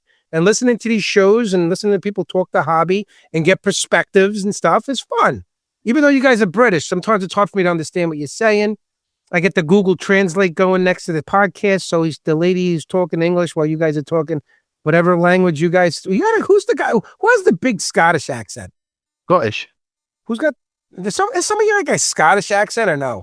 I thought someone on the show. Whenever I listen to it, someone sounds like they're from Scotland. For God's sake, Probably Boulders. I have a hard time understanding what they're saying. It's probably me. It's probably Boulders. All right, Boulders, talk to me for a minute. You all right, Rob? You haven't said a word tonight, so I can't tell. We couldn't get a word in edgeways. I'm sorry, it's the problem. I've just been sat here listening to what you've said, and you do hit a massive amount of nails on the head, because when I first met Spencer, I was petrified. And I said that to Spencer. So the first time I spoke to you, I was absolutely petrified because he had a reputation of being a really good model. And when you think, yeah, I'm just a mediocre at best, but like Spencer said, he speaks to you and he concentrates on you. So he asks you what you're building and have you done it this way? Have you tried this? And it does give you that confidence boost. It really does. And I think especially when you've got a particular model that is a mojo killer. Like for me, it's the P51D Mustang. Can't build one. It just kills my mojo. And then when you speak to somebody that gives you that thing, it sort of pushes you back on to break that continuity of being, why I call it modeler's block, because you just can't do anything with it. You just can't. You sit at the desk and, no, forget it. Put everything back away and then you go sit down and watch television. So, but competitions as well. Yeah, I've never ever entered a model into a competition.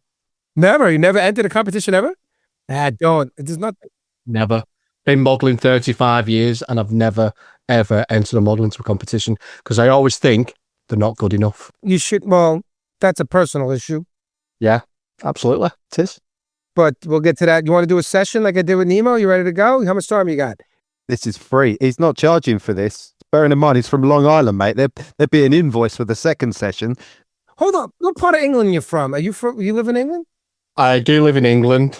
Because your accent's 10 times worse than the rest of these guys. I thought you sounded like William Wallace to me when I listened to the show. Isn't he Scottish? Wasn't he Scottish, William Wallace? William Wallace was Scottish, yeah. Right. That's what you sound to me. You sound like you're from Scotland, someplace in the Highlands. No, Mel Gibson's Australian, isn't he? Who? William Wallace was. Oh, yeah, he was. Well, actually, he's an American who lived in Australia because Mel Gibson was born in New York. Oh, that was it, yeah. All right. Well, listen, man, I'm glad you don't enter shows because the shows should not define you as a modeler, right? Modelers have this, it's in life, everything you put your time and effort into, people just want gratification or they want that someone to say that what you did looks good, right? And I use this analogy, right?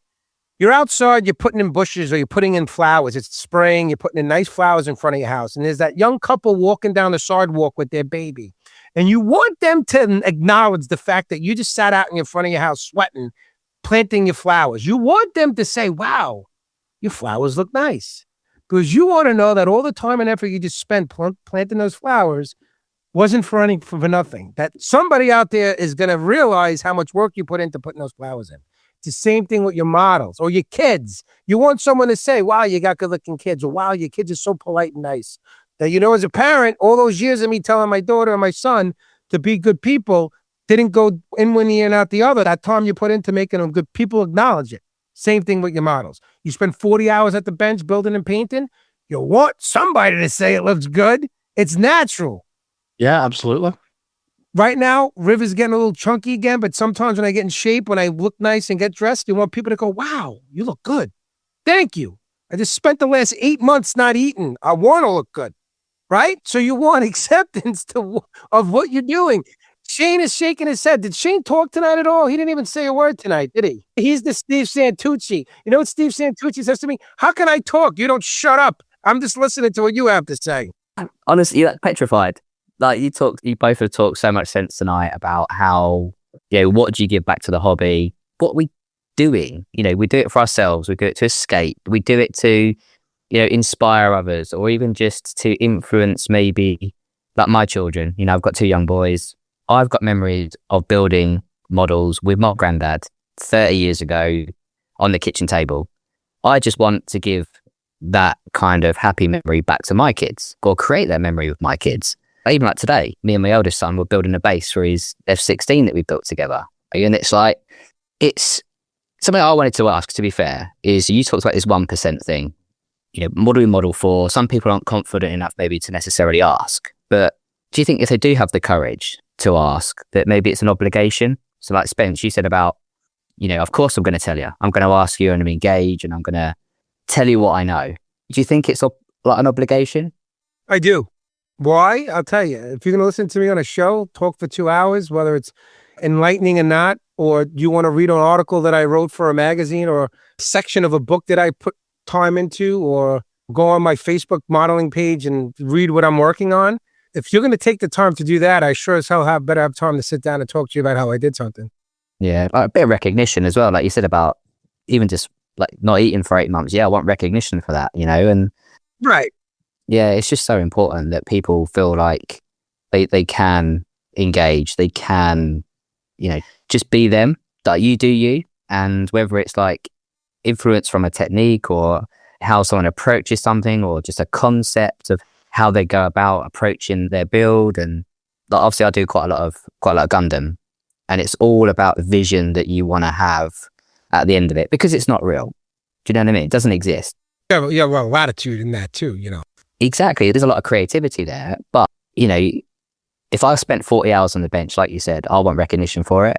It's a natural. It's natural. You want recognition for hard work that you do, but we also got to remember that this hobby, which was once very solitary, at a time when this hobby was meant that it was created at a time when it was like you do it at your bench.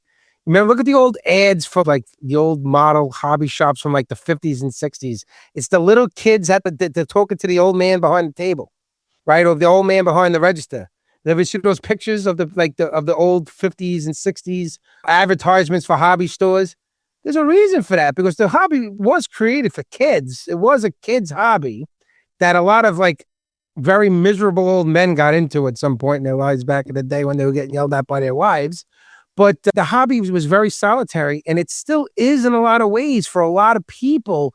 They just need to know what else is out there. They're not aware of it. They don't know about this stuff. Some of it's overwhelming though, Rob. They don't know about a lot of it though. You'd be surprised. Like I go to hobby shops. I got a big hobby shop here on Long Island. And whenever I go there, like I'm outgoing. You guys say I am. I am outgoing when I go to a hobby shop. Maybe not at a model show, but at like a shop when I'm looking at a model and I see someone looking and I see they're like kind of confused. I'm like, what are you looking for? And I'll talk to them. And like, oh, I used to build this model as a kid. I'm looking for this. And then I start talking to them and I show them models that I've built, and someone's kind of giving like the little nuds, like this is what the hobby's about. Most of these people have no idea what's out there. They walk into that hobby shop, they buy that to me a kit because it looks cool. They don't know what it is. They don't go, what's the review? Did Spencer Pollard review this on his Facebook page? They're not asking that question. They're like, did Rob Riv write a review in MMR for this? They're going in, they're buying the kit, they're going home, like I said, at their table. And I think it's our job in a lot of ways is to try to get it out there more for other people to realize that there's a big community out there for people. Right? It's not just that local hobby shop like there once was. The military, like hobby, whether it's you build Gundams, you build airplanes, ships, the hobby is huge now, but a lot of people aren't aware of it, except the people that are really involved in it. Spencer will tell you, years ago, like in the 90s and the early 2000s, talk about clicky. Spencer, it was very clicky back then, man. Yeah. It was. This is a conversation that could be expanded for the next day, really. Yeah, I know. But you're absolutely right in that. But I'm sort of interested by all of this because I found over the years that, certainly over the last few years, maybe since lockdown actually, although I post material on my Facebook page and I was writing the blog or whatever and everything, the deeper I get into a project, the less I want to talk to other modelers. And I've got to a point where I remember I was reading an interview with a musician, and they were saying that when they were recording an album, they never listened to music. They never listened to any other music because they didn't want to be influenced. And I've spoken to these guys before, and I've also spoken to the Model Geeks guys and all about this. Once I'm in the middle of a project, I don't look at other models. I don't look at Facebook. The only thing I look at is I look at the real thing. I look at my reference pictures of the real thing, because I don't want my brain to be clouded by what other people have done on their models. And I've become more and more insular as the project goes on and become less and less inclined to interact with other modelers. You have an artist mentality. Yeah, that's an artist mentality, and it's very common. It's very, very common to do. A lot of artists, whether it's true artists, like, we're talking about, like, painters and drawers and things like that, cartoonists, musicians, things like that, actors will isolate themselves. And a lot of them, like Heath Ledger was notorious for that. They said when he was doing the Joker that he isolated himself from society for like a couple of months, but sort of tried to get into that Joker mentality. That's common. Like, I consider myself a podcaster, right? Like, that's what I love to do. And if you listen to the first roundtable, we're going to do another one, Brownie. We're getting it set up. We got to figure out that date, but we're definitely going to do it. That's where all, like, everybody from each show gets on. We're going to have a talk like this, but all of us. If you listen to that show, you will hear me say, and I took a lot of crap from Chris Meddings because of it. Chris, if you're listening, he always gives me a hard time all the time anyway. But I even said then that I don't listen to a lot of the other shows, podcasts. And there was a time when I listened to none of them because I didn't want it to influence me as a podcaster on how I did my show. I didn't want that. I didn't want to be influenced by other people's work. I didn't want to have any outside influences of anything we said, how we do it, how we format. So and I do listen to it more. I listen to more now, not as much as I should, but I do listen. And I think that what you said, Spencer, is very common for someone, very, very artsy people that have that art type of mentality. That's common. You'd be surprised. I don't know whether it's kind of a focus thing. It is. Yeah, I think it is. Or as I've got older, I'm only a couple of years off 60 now. Oh, you're an old man. My God, I didn't realize you were that old. Yeah, thanks. I've got to that point where where I've become more and more introverted as I've got older, and I second guess myself. And I find going to model shows, if I'm going into model, shops, all that sort of stuff, I've become more and more introverted as I've got on.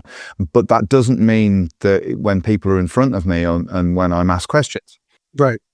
Do I feel I've got an obligation to answer those questions? Do I feel I've got an obligation to give people time when I'm at a model show? Absolutely. Absolutely. To me, that's the most important thing. Listen, the weird thing is I'm only introverted when it comes to the thing that I do for a living, building models. I'm not introverted when I go to the pub and I watch football with my mates. Yeah. Far from it. And I think there's another thing there that, again, you could investigate as well. Is model making something that defines you as a person? I always I build models for a living. That's what I do. That's not what I am. And I never wanted to get to a point where I was only ever, I was a one-dimensional character from some crazy book where all people saw me as was a model maker. Because my friends, my social circle of friends, other than Harris, who I go to the shows with and I do things like that. I'm not including the guys that I interact with online or go to shows with. I'm talking about my close circle of friends. I don't have model makers as close circle in my close circle. I don't have them. I do wonder whether or not that's sort of kept it sort of fresh for me. Your personality comes out in your work, right?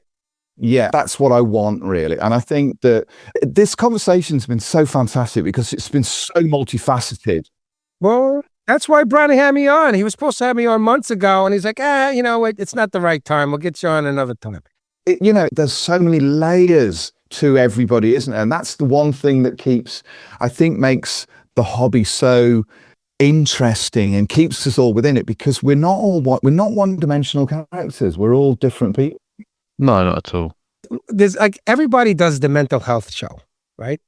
Every podcast has done 1, 2, depending on how long they've been around. I'm sure Dave Goldfinch has done like 17 by now. No offense, Dave. Gotta take my shots, but I'm gonna put my psychology hat on. All right. And this is where it gets interesting and real. The hobby means something different to everybody. Everybody's life experience plays a part in the hobbies that they have, regardless of what it is. Could be hobby modeling, it could be drawing, it could be knitting, it could be needlepoint, pottery, you name it. They can make a list of this bazillion hobbies. Just like Steve Santucci. That guy has a new hobby every week. But I got to get that in there. But the thing is for me, the hobby was something that I did as a kid with my father, because my dad did a lot of HO scale trains and things like that. And my dad was always working on like this huge train layout in my basement. The guy worked, would go down every few hours every week. And my dad was a great man. He was, I think one of the reasons why I'm really good with my hands when it comes to small things is my father was a hand beater for wedding gowns. My dad was my family owned, my father was a dressmaker. Back then it was different because wasn't all automated. My father used to do, like he would do all of like Luther Vandross and Stevie Wonder's outfits. My dad did that stuff. That's what my dad did for a living. He used to do, Vera Wang is a big designer. My dad used to do all her patterns for her dresses by hand. And then they would get done and other people would do them. That's what my father did as a living, just a little backdrop. And my dad used to come home working all day long with his hands, and he was exhausted doing this stuff. And we'd be downstairs once in a while building this train layout. And as a kid, I would go to the hobby shop and I would buy a model and he would do his trains and I would be downstairs with him. He never ran a train in all the years I can remember, but he always was building the freaking landscape. And then he passed away young, 50 years old. My dad passed away. He was dying earlier than that. And that was my memory of the hobby, right? And then when my father got ill and was sick, I needed an escape and I went back to the hobby. That brought me, like I had those memories of being happy and doing something that got me, that was an escape for me as a child. And it was an escape for me when my father was ill and I needed an escape. And then my mother eventually got ill too, but it was something that was important to me. It was like a fortress of solitude thing for me. If any problems I was having in my life, that's what I escaped to. And we all had trials and tribulations and issues and problems in our lives. No, this isn't the Brady Bunch here for everybody, right? Everybody has struggles in their lives. Like for me, my son is severely disabled. Those who don't know, my son is autistic. He's severely autistic. And when my son was being diagnosed as a young boy, that was very stressful in our family. And my wife really struggled with it. And she was a reader. So she would go and she would read her books and I would build my models. And that's how I escaped the troubles that we were having even then again with my own illness and things like that. So I'm not trying to wax poetic, but what I'm saying is our personalities come out in our hobby and we have them for specific reasons. That was for me, was an escape for me. That's how I got through those difficult times in my life, was building a model. That's why it's so important to me. And that's why I try to make it as enjoyable for others as I can, because I see the hobby as an escape from life. Now, Spencer, it's become a job for you. It has become a job for me in some ways, but obviously I have another career and it's still secondary to my regular career.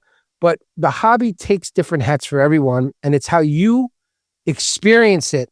And you want other people to experience it maybe in a similar manner.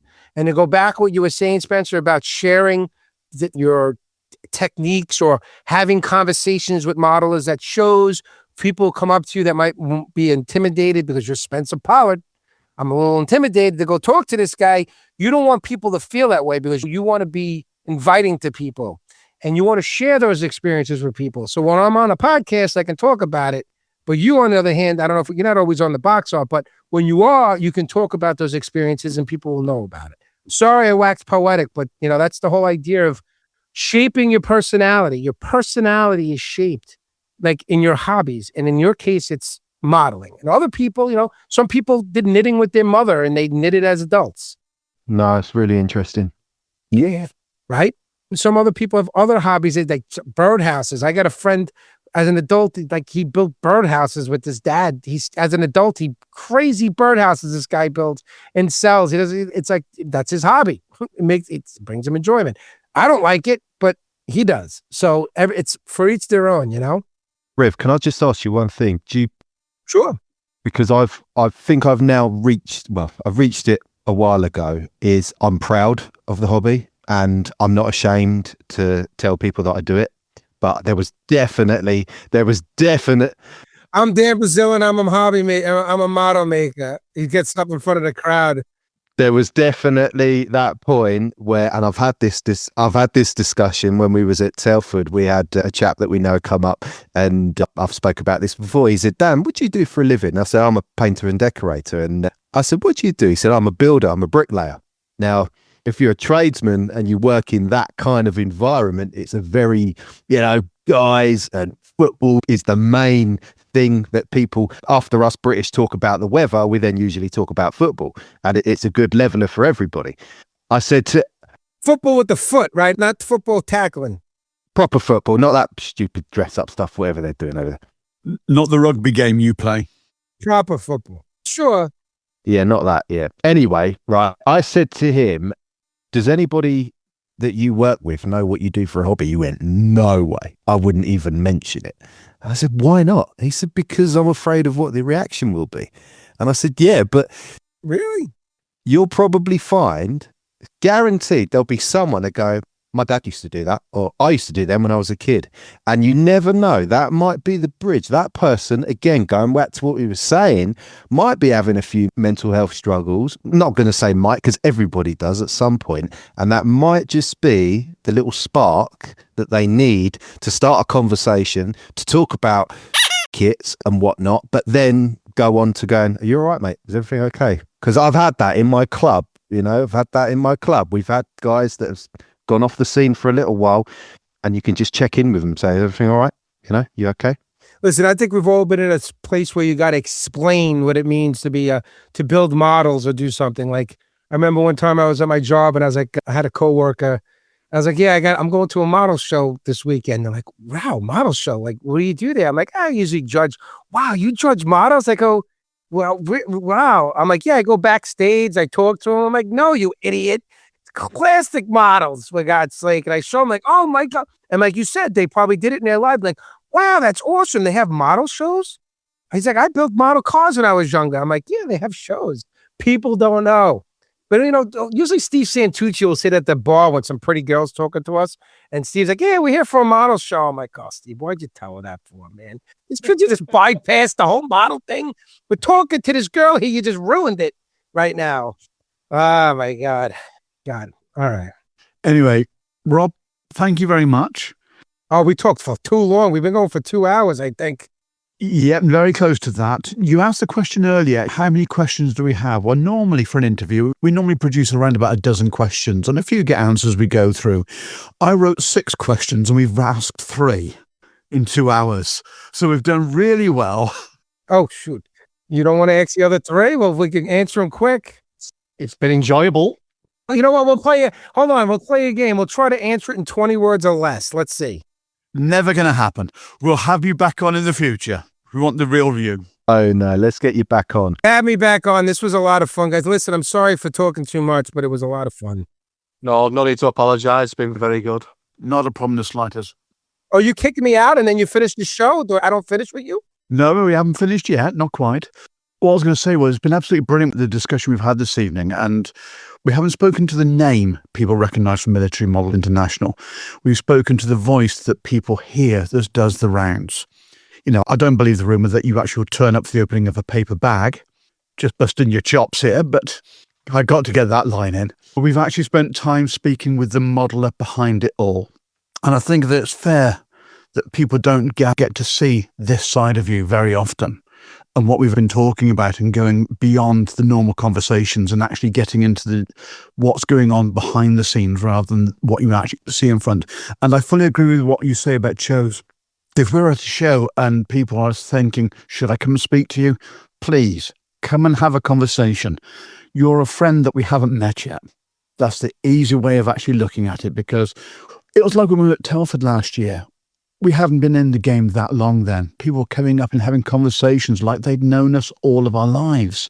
And it was a case of, we don't know you, you know us. But it gives us the opportunity to actually get to know you more. It's also the reason why our build page, the Benchmates on Facebook, it's not in the public domain so everyone can actually critique and actually talk about it. It's for modelers, by modelers and is just there so people who want to go in there and have a look and have a conversation. I know you're a member of it, Rob. Yeah.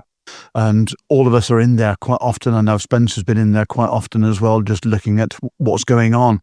And if you ask a question, you'll probably get an answer. But it's a case of, it's an opportunity for people to speak and actually have a conversation. What we're doing is two-dimensional in some respects with the show, in that obviously we've all got faces for radio, some more than others. That's true. Dan's got a face for radio. Thanks very much, mate. Don't worry. Yeah, pot, kettle.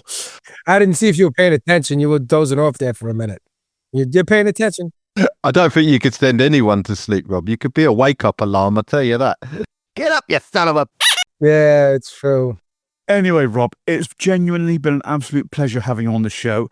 Yeah, this was great. I really appreciate you having on. Thank you for doing it, and also thank you for recording the guidelines update for us as well, as John's still probably soaking himself up. That was kind of rough, man. I was like trying to read it. I'm like, this is written for a different accent than what I was reading it as. Anyway, it's been a pleasure having you on. We look forward to chatting again in the future. Yeah. I'm going to get you on the insanity. Yeah, most definitely. Dan, I'll get you on the quarter scale. Guys, you too. We got to get on. Yeah, definitely. Please. Yeah, please, definitely. I'd love to come on there. Yeah. I must just say, Rob, my fanboy moment, I'm trying to build cleaner and trying to build better. And it is because of you, man. Music to my ears. I really appreciate that. I really do. Thank you so much. All right. So what am I supposed to do? Click out? Do I hit exit? Am I getting kicked out, or do I just hit exit? Yeah. Exit stage left. Oh my God. Here comes Mrs. Riv. Oh dear. What have you said Hey, wrong? Deb, come here. Say hello really quick. You do look horrible. Come on. Say hello. God, we've been looking at Rob for the last couple of hours. Deb, just get over. No one cares what you look like. Fantastic. Yeah. Come say hello to my British friend. She can't hear you. I look horrible. There's Mrs. Riviezzo. Hi. There's Deb. Debbie's usually throwing shoes at my head from the stairs. That's understandable. He lies about me. Don't believe his lies. Don't worry, Debs, we never listen to anything Rob says anyway. With Rob evading target practice, I think that's a good place to draw this episode to a close.